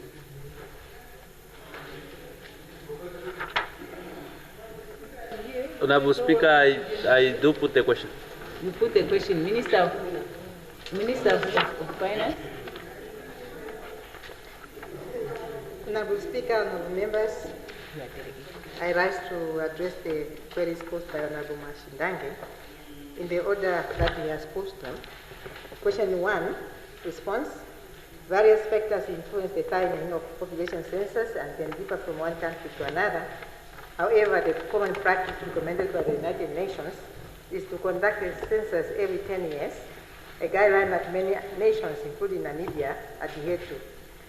With the census that was scheduled for 2021, the unforeseen challenges caused by COVID-19 pandemic necessitated a re-evaluation of the timeline. With health concerns and lockdown measures being implemented, it became increasingly complex to carry out a national enumeration. Moreover, the pandemic impacted also on financial resources, and that has led the census only to be conducted in 2023. The Namibian SACU revenue share has been based on annual upward revision of the population side as per the data obtained from the Namibia Statistics Agency using their methodological approaches. Therefore, there was no loss in SACU revenue said to Namibia. And again, there was nothing like gross mismanagement. Question 2, it is customary practice around the world that every year statistical agencies like ours and other international bodies estimate the annual population growth and thereby adjust the population size of every country using a combination of intercensual surveys. For example, the intercensual demographic survey provided estimates on fertility, mortality, migration, and household characteristics. These surveys help refine population projections and fill gaps in census intervals. In addition, the NSA estimates annual population growth using exponential growth models and vital statistics. Therefore, again, we were still on the safe side in as far as the calculation of SACU receipts are concerned. Question 3, SACU member states collect customs and excise duties centrally and redistribute them among member states using a revenue sharing formula based on trade data that are frequently updated. Therefore, again, there is no potential risk on outdated data that could hamper our SACU receipts. On the recovery or improvements in SACU revenue, this depends on economic growth and an increased level of trading activities among SACU member states. Last one, which is question 4. Namibia was classified as a lower middle income country between 1989 and 2007 and moved to a higher categorization as an upper middle income country from 2008 to 2023. With the recent amendment in June 2025, the World Bank then reclassified Namibia back to lower middle income country status for 2024. The income status of a country is primarily determined by two factors. One, that there has been notable increase in population growth with a reported rate of 43% since the last census of 2011, reaching 3 million in 2023, according to the recent national census. Secondly, economic growth was also the factor that was used in the determination of that. Now, specific growth in GDP per capita declined on average by 3% between 2020 and 2023. In recent periods, this trend has been exacerbated by a slowdown in GDP growth, estimated at 3.7% for 2024, coupled with substantial revision to population data. Consequently, the adjustment resulted in a decrease in gross national income per capita, falling from US $4,290 in 2023 to $4,000 US $240 in 2024. Thank you. Thank you very much. That was to the point. No follow-up question, I know. The Honorable Mashindage, do you have one? Okay. Yes. Thank you very much, Speaker. And thank you very much, Honorable Shafuda, for that answer.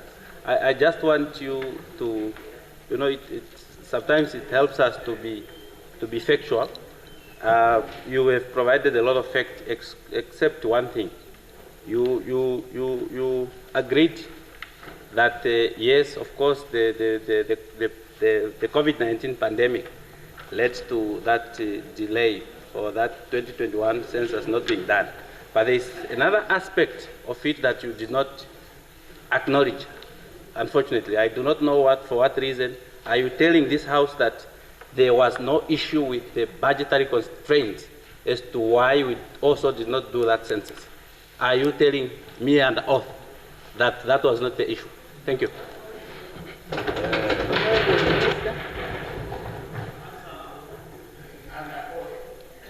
No, we all took oath.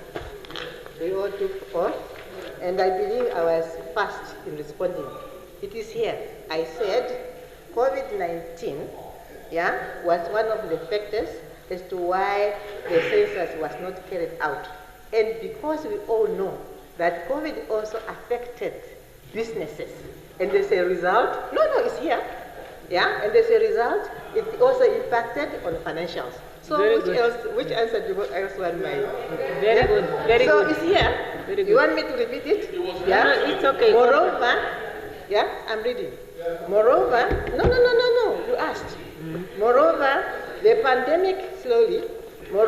pandemic impact on financial resources further complicated the situation, leading to a postponement of the census, which was subsequently conducted in 2023. We are honest, we are transparent. Very good, thank you. Thank you. Honorable, can we have order? Now, I understand the Deputy Minister of MIRT, Honorable Nashinge. The Deputy Minister is now ready to respond to the question of Honorable Klute, question number 95, and she now has the floor. Deferred the question. Huh? I deferred the question. You deferred the question? Yes. Why? Sure. In terms of what rule? Because the Honorable Deputy Minister wasn't ready. No. I deferred the question as a presiding officer to allow the Deputy Minister time to find her notes. And she has now indicated she has done that. Honorable Member, you did put the question, so the Deputy Minister will now answer the question. Yeah, Deputy Minister, you have the floor, please.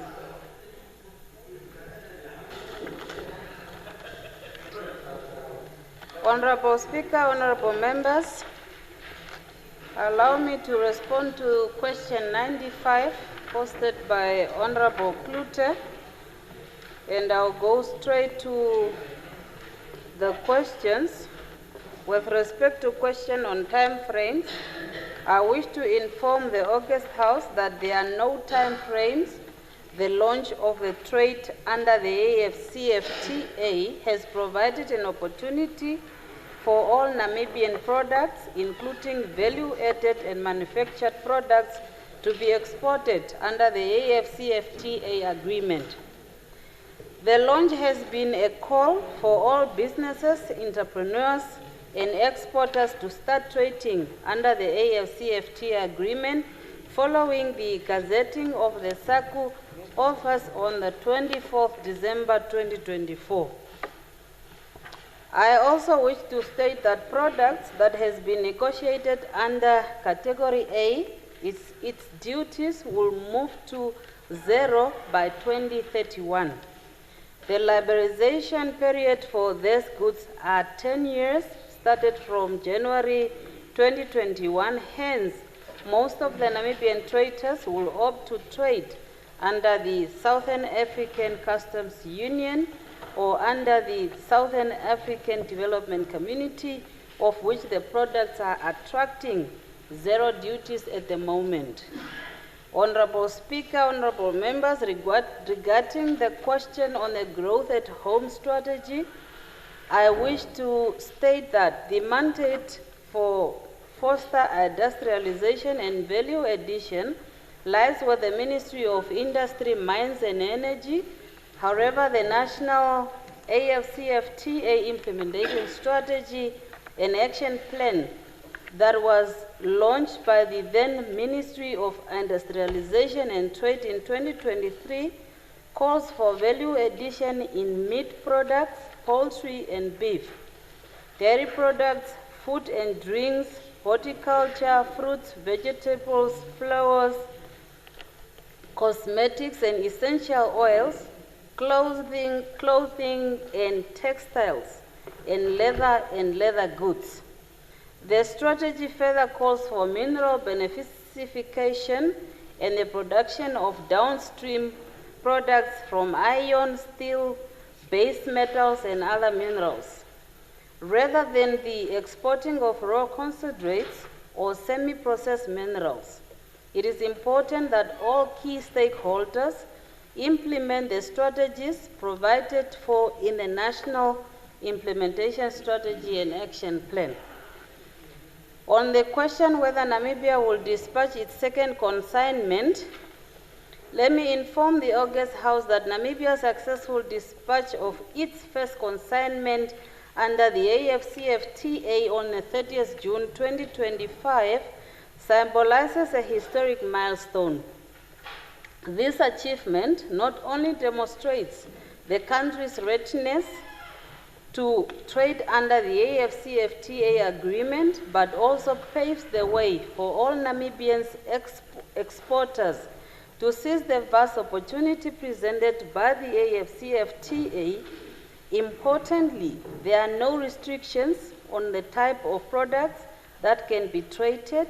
Any product that meets the AFCFTA requirement is eligible for exports across the continent. We continue to encourage traders to export value-added goods, but also trade in services exports such as transportation, tourism, financial, communication, and business services. The government continues to provide a sound environment to trade and to negotiate favorable markets for exports. However, businesses need now to take the opportunity created through preferential market access and export their goods and services in the African market. It is not government or the ministry that can determine the products that the exporters should trade within the continent, but value-added goods are encouraged and is part of the government policy. The last question on the critical importance of the AFCFTA for Namibia. The ministry stands ready to provide a comprehensive update on the status and progress of Namibia's trading activity under the AFCFTA. However, I wish to inform this August House that the implementation of the AFCFTA agreement, including the commencement of trading under the AFCFTA framework, involve a broad range of stakeholders and sectors. It is not a process carried out by the ministry in isolation. All companies intending to trade under the AFCFTA are required to register with the Namibian Revenue Agency in accordance with the national guidelines on preferential trade under the agreement. This registration process ensures that participating businesses are compliant with the rules of origin and other relevant protocols stipulated under the AFCFTA. Furthermore, there are specific institutions mandated to support value addition initiatives across various sectors. These institutions play a critical role in preparing Namibia's products to be competitive in a broader African market through the promotion of industrialization, quality standards, and export readiness. Thank you, Speaker. The answer is available. We will provide it. Thank you. And it will also be posted on Telegraph. Very good. Thank you. Thank you. Honorable Muton, do you have a follow-up?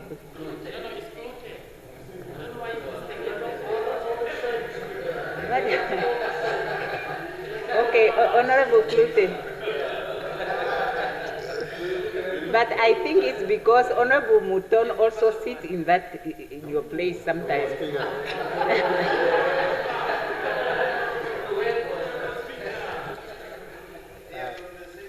Thank you, Honorable Speaker. Thank you, Honorable Deputy Minister.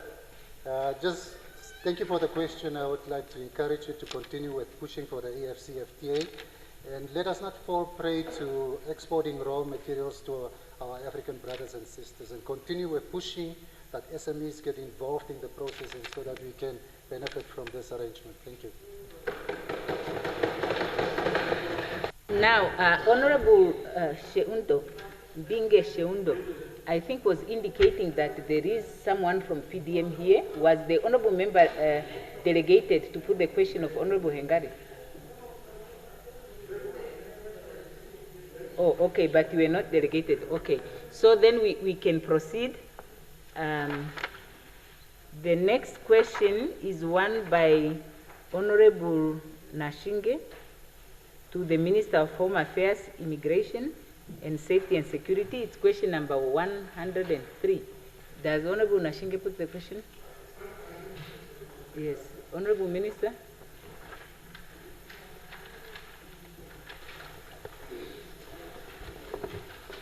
Thank you very much, Honorable Speaker. I rise to respond to the question by Honorable Nashinge.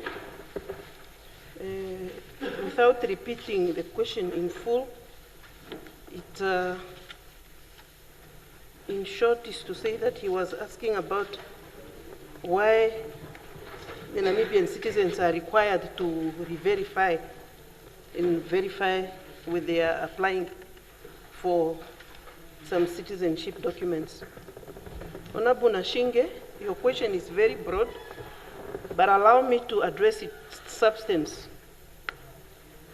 At the onset, I must make it clear that possession of a Namibian identification document does not by itself prove entitlement to it. Namibia, like all other countries, have encountered cases of forgery and identity theft. That's why periodic verification is necessary to confirm authenticity. This protects the integrity of our systems and sustain confidence in our documents, particularly passports for those who travel internationally. That said, any verification must be lawful, dignified, and humane, and we do not condone inhumane conduct. As the lawful custodian of the National Population Register, the Ministry's duty is to maintain a comprehensive and accurate register. In some instances, verification requires confirming parental particulars to establish the correct basis of the citizen, whether it's by birth or by descent, in line with Article number 4 of the Namibian Constitution. Our intention, therefore, is not punitive, but is to ensure that the documents people carry reflect their rightful status and without alteration or prejudice, and to uphold the credibility of Namibia's identity system. Question number 2, that talks more to why there are no databases systems registered.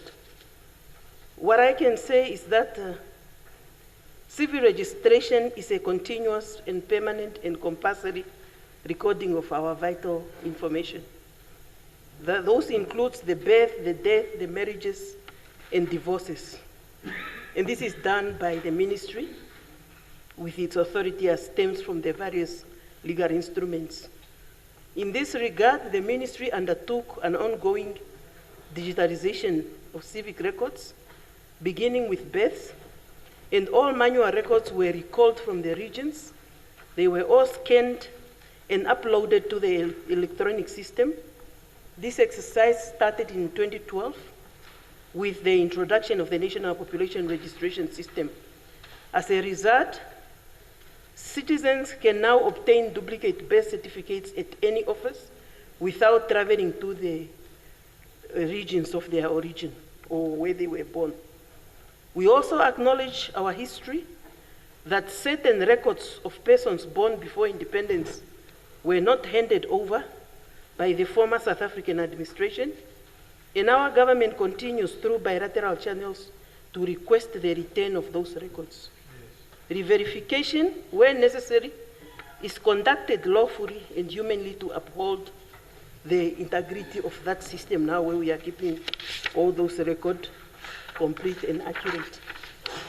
Question number 3. Honorable Speaker, by responding to this question, allow me, Honorable Nashinge, to refer you to a Supreme Court judgment case in the Velde and the Ministry of Home Affairs, number 48 of 2014. Recognizing the constitutional gravity of such determination, the ministry established an administrative committee of a head office to consider the eligibility for citizenship by birth of person born in Namibia to non-Namibian parents. And this excludes the cases where parents hold permanent residence permits, PRP as we refer to them. This structure addresses capacity constraints in the regions and ensure consistent, lawful and evidence-based decision. While the legal test is complex, we strive to finalize cases in the shortest period possible without compromising the constitutional and statutory requirements. The last question as to why does the ministry confiscate the documents, especially the SOA ID? Honorable Speaker, the ministry executes its mandate under several legal instruments, which other things authorize the withdrawal or cancellation of documents where they were obtained fraudulently or when the holder is not entitled to them.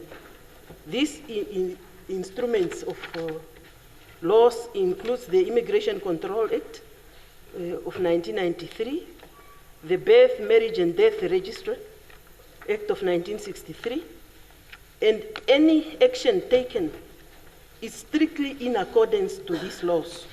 And it's verified first, and when we determine that the owner and the holder of the document is not entitled to have it, that is when it gets confiscated. However, if the honorable member or any other citizen has information about unjustifiable confiscation, please bring it to our attention. We undertake to look into the matter and provide feedback. I so submit. Very good, thank you. Any follow-up question on the question? None. Okay. Are you okay, or do you need to? Yeah, quickly, please. Thank you. Thank you very much, Honorable Minister, for the response to the questions. But I would love to make it clear that most of the questions that I bring to this House are questions from your clients, from citizens of this country. And I make effort all the time to go on the ground and truly see what is happening. Now, if question two, appreciated if the process started in 2012. But Honorable Speaker, could you please call Honorable Emma to order? Yes. We only have one speaker in this House. And I'm speaking to the Minister of Home Affairs. Yes, Honorable She must wait for me to engage her. Why is she allowed to make noise? Yeah. No, honorable members. I have the floor. Honorable members, yes, all members are kindly reminded of the obligation they have under the rules to allow the members on the floor to speak without interruption. So but that's for all of us. So Honorable Minister, that's the a follow-up effort is appreciated that you have started capturing the data so that it becomes digital. But this situation, I had visited Swakopmund last year in August, I think around about the time when I asked the question. And it's a challenge that the people are experiencing in Swakopmund, not in Nanjaba, my village. So I think your officials may be economical with the truth, and sometimes let's get time so that we truly engage and see where the problem is coming from. I think they are not doing their job. Thank you very much. Please engage. Yes, Honorable Minister, do you like to say something?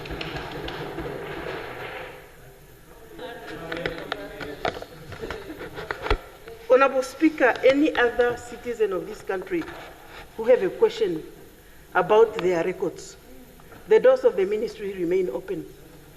From my office to the lowest office, we have the capacity and are able to respond to any question. Secondly, I have indicated that the process is ongoing for digitalizing, and the records, as I have already indicated, not all of them are in our possession as it now. If there are records anywhere that you have found that are not digitalized, you have also noted that the Erongo region that you are referring to in the previous administration belonged to a different government, and their records were not in Namibia. Perhaps that gives you a background of why the Erongo region's records, perhaps, as at this point, not all of them are recorded. Thank you. Yes, thank you. So please let's continue to engage outside of the chamber. Now the next question is by Honorable Nashinge. Honorable Nashinge, question number 104 to the Minister of Justice, who is not here. The next one is 105 by Honorable Ihemba to the Minister of Home Affairs. Honorable Ihemba, do you put the question? Yes, Minister of Home Affairs.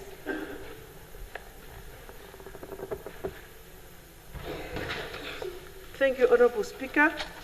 This one have a very short response. Thank you, Honorable Member, for the question.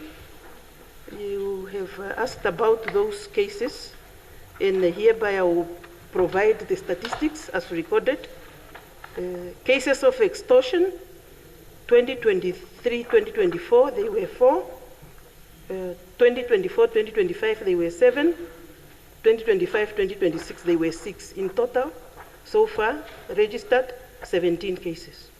Sodomy or rape, 2023, 5. 2024-25, 9. 2025-26, 10. Total, 24. Smuggling of contraband in 2 holding cells, 2023-2024, 2. 2024-2025, 6. 2025-2026, 3. Total, 11. In summary and in total, they are 52. The second question, I think, is already covered in the first response. And the question number 3, what are the interventions from the ministry to address these allegations? Honorable Speaker, the Ministry of Home Affairs, Immigration, Safety and Security ensures that the regions are maintaining a proactive approach to manage cell search regularly to eliminate contraband and diligently monitoring police officers who may attempt to smuggle prohibited items into the cells. And I believe a week ago you have noted the 2 police officers who were apprehended. All seized contrabands, including objects and wires, are destroyed to ensure the safety of the facilities, and inmates found in any possession of prohibited items are dealt with accordingly, while police officers abetting contraband in 2 holding cells are held accountable by applying the provision of Regulation 15 of the Namibian Police Act number 19 of 1990 as amended. Cash that is discovered during this search is deposited directly into the state account. Once again, I thank you, Honorable Member, for the question, and I so submit. Thank you. Any follow-up question, Honorable Member?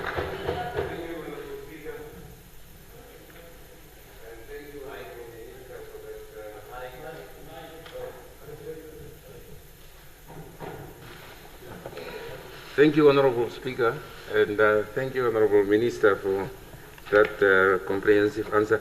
I would just like to know, how does the Honorable Minister reconcile her statement in the wake of the arrest, as she said, and perhaps also enlighten the House as what specific remedial actions were taken, and why did it fail for Namibia to again experience almost similar things like that, where you find police officers attempting to smuggle contraband into the cells?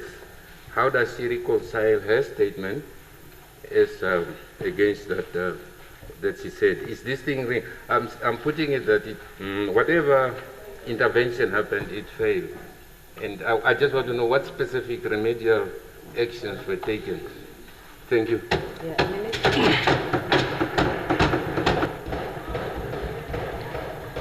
Honorable Member, Honorable Speaker, Honorable Member, I don't know whether I should repeat the answer that I gave, because the question is the same, just coming in a different form. We have already indicated that there are mechanisms and measures in place to ensure that we do the search regularly, and the police officers who contravene the law are dealt with under the regulation of the Police Act, number 19 of 1990.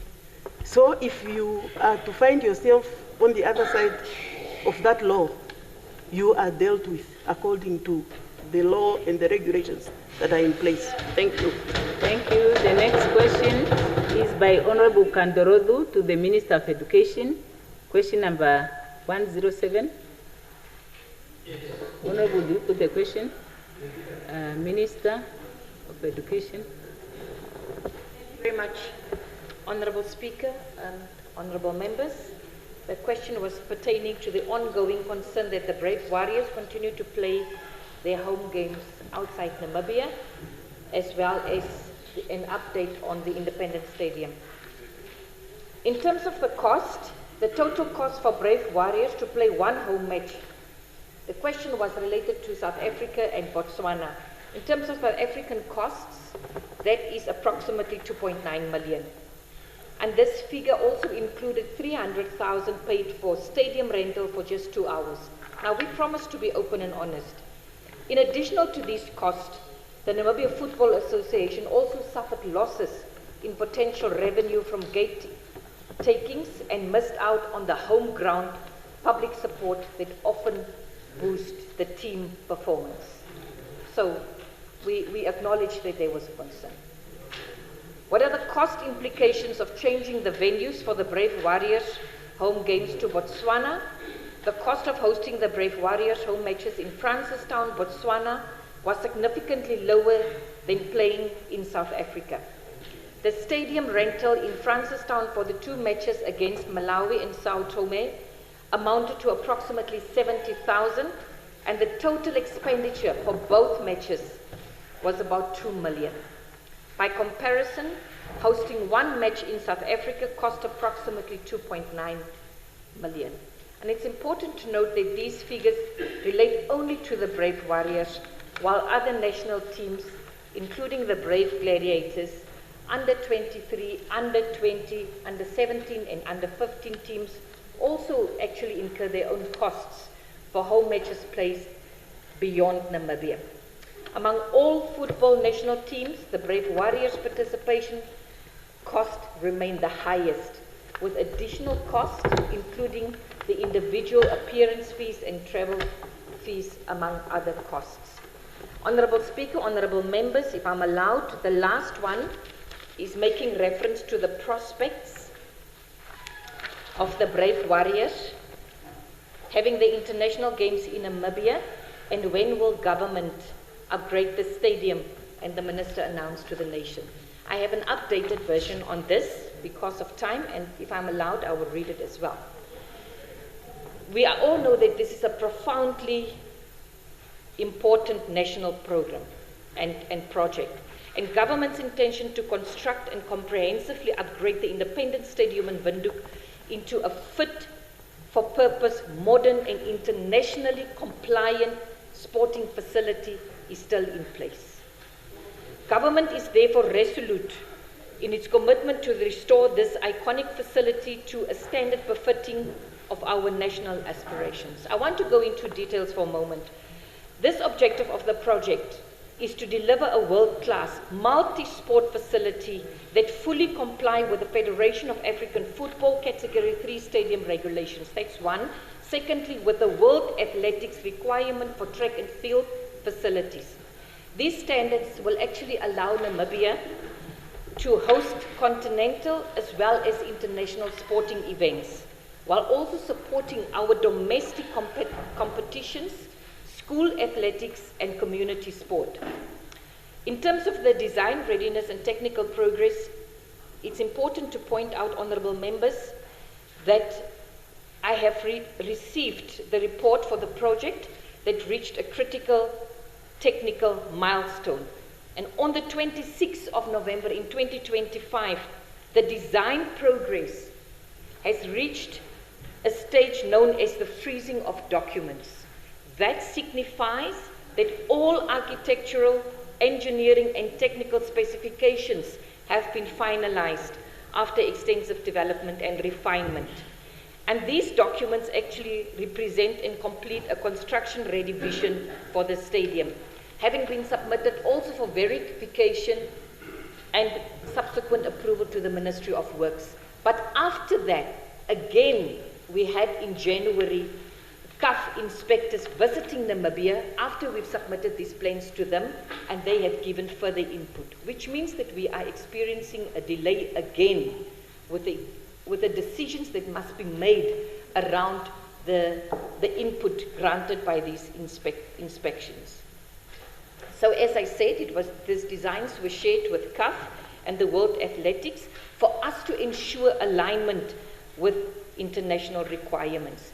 The scope of the development is very important, Honourable Speaker. I may need another minute. The planned work constitute... 1 minute, please.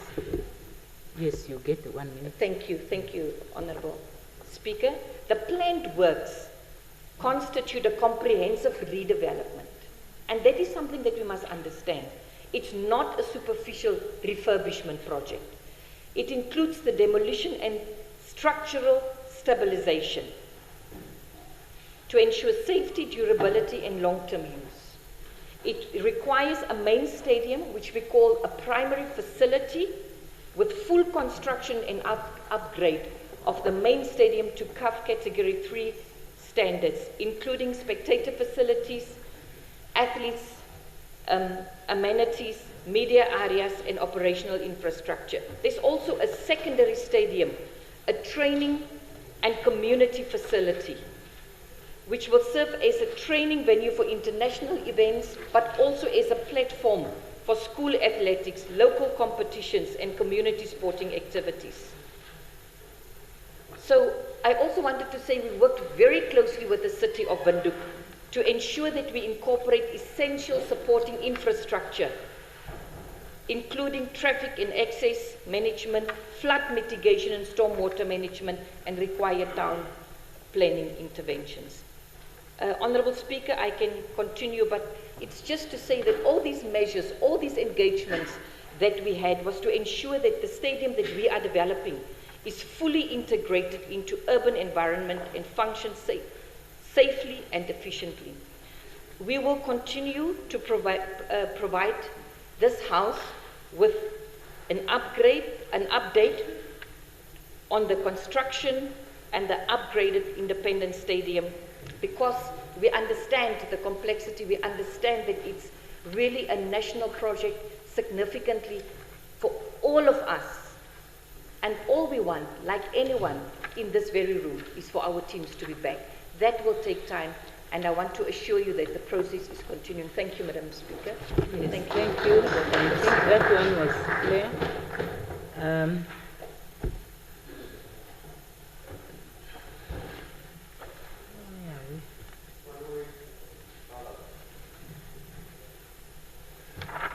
Yes, the next question is one by Honorable Nashinge to the Minister of Home Affairs. Question 108. Do you put the question in? Yes, Yes, please, Honorable Speaker. Yes. Honorable Minister of Home Affairs. Thank you, Honorable Speaker. Honorable Member, the question is related to the mass registration that took place in February to July 2024. The response is as follows. During the mass registration program, a total of 110,620 people were served nationwide across mobile points. And the services that were rendered were first-time applications for national documents, applications for duplicate documents, and ID collections. Specifically, 6,194 duplicate birth certificates were processed and issued on site. 45,440 duplicate and new ID cards applications were processed during and beyond the campaign, with teams ensuring printing within the 10 working days standard, despite the high volumes of 2,856 ID cards that were collected at the registration point. For full-time birth certificates, 31,135 were approved and issued on site. A further 18,764 applications could not be approved during the campaign due to missing documents and also due to ineligibility or the need for further verification. Work on this regard continues as the team is still verifying these cases and issuing some documents where applicants qualify and properly records those who do not meet the requirement and inform them on the status of their applications. Question number 2, the response is that the most effective way to avoid delays in issuing documents is timely-based registration. Delays are predominantly linked to late registration, where proving parentage and the place of birth becomes more complex. To address access, the ministry has expanded services to sub-regional offices and hospital points to improve on-time registration. For those who, due to unfortunate circumstances, were not registered promptly, we are expediting the verification by allocating additional human and financial resources to this work. Question number 3, the targeted steps that the ministry have taken or is taking. The ministry works closely with education stakeholders to ensure learners are documented. We have arranged and we conduct school-based mobile outreaches on site for ID registration, especially for the grade 10s and the grade 12. And we also dedicate office time slots for schools that bring learners to our facilities. This is a coordinated approach that have been introduced so that we reduce disruptions of learning while providing access to documents. On question number 4, all applicants who submit for national documents are contacted individually once their applications are finalized. Verification is ongoing, continuous process applied to every application across the ministry, not only those received during the period in question, but all other applications received by the ministry. Question number 5, on the actions that the ministry is implementing to match the initial speed of the mass registration. Honorable Nashinge, excellent service delivery is not an electoral tactic, nor was it ever treated as such.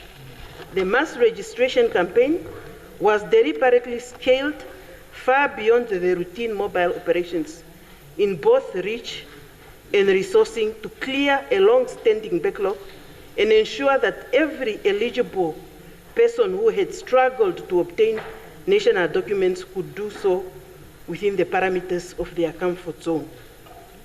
Importantly, the speed, efficiency, and commitment demonstrated during the campaign are not a once-off arrangement.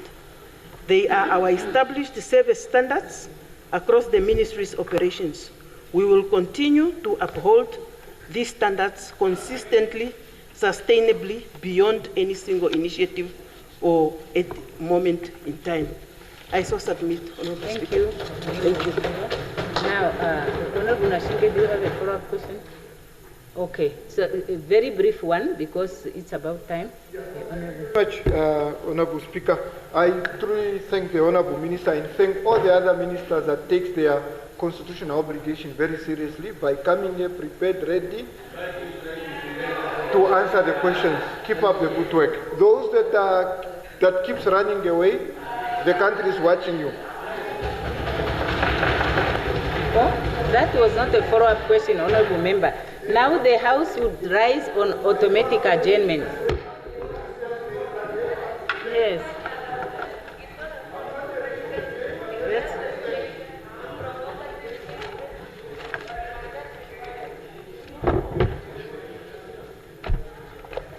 I have to make sure that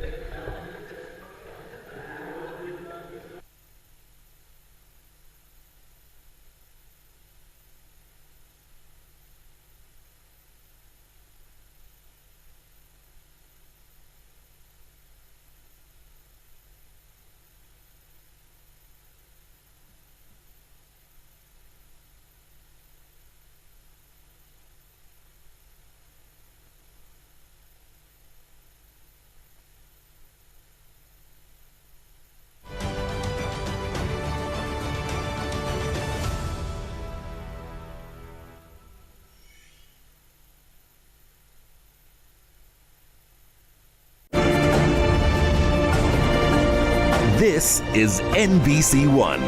It's ours.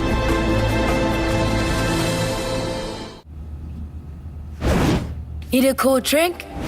Want a Fanta? Okay. Need a wake up? What's a Fanta? Do you want a cooler? What's a Fanta? Need to study up? What's a Fanta? Oh, need to get likes? What's a Fanta? Whole life, what's a Fanta? Need a good job? What's a Fanta? Say the whole world, what's a Fanta? Tick-tock, what's a Fanta? Aha, don't you want a Fanta? Do you want a Fanta? The number of crashes on our roads have increased dramatically. There are ways digitally to identify people and hold them accountable. Of course, we have to move within the ambit of the law. And if the law doesn't allow it, we have to do amendments. One infection is one that as a society we cannot afford. It is typically considered a childhood disease. The best way to prevent this is really to get vaccinated. We also have to make sure that the community, they also receive information. Why is it that they have to be immunized? Is banning the access the answer, or does it risk pushing the problem out of sight? If you are exposed to such unrealistic life standards at such an early age, it's going to affect how you're looking at yourself. You obviously don't want to take away somebody's right to free speech, right? You don't want them to not be able to express themselves. If they had to implement the strategy, we need all hands on deck. We speak to the heads of ministries, government agencies and institutions. We don't really have a lot of challenges, and that I want to thank the Namibian public.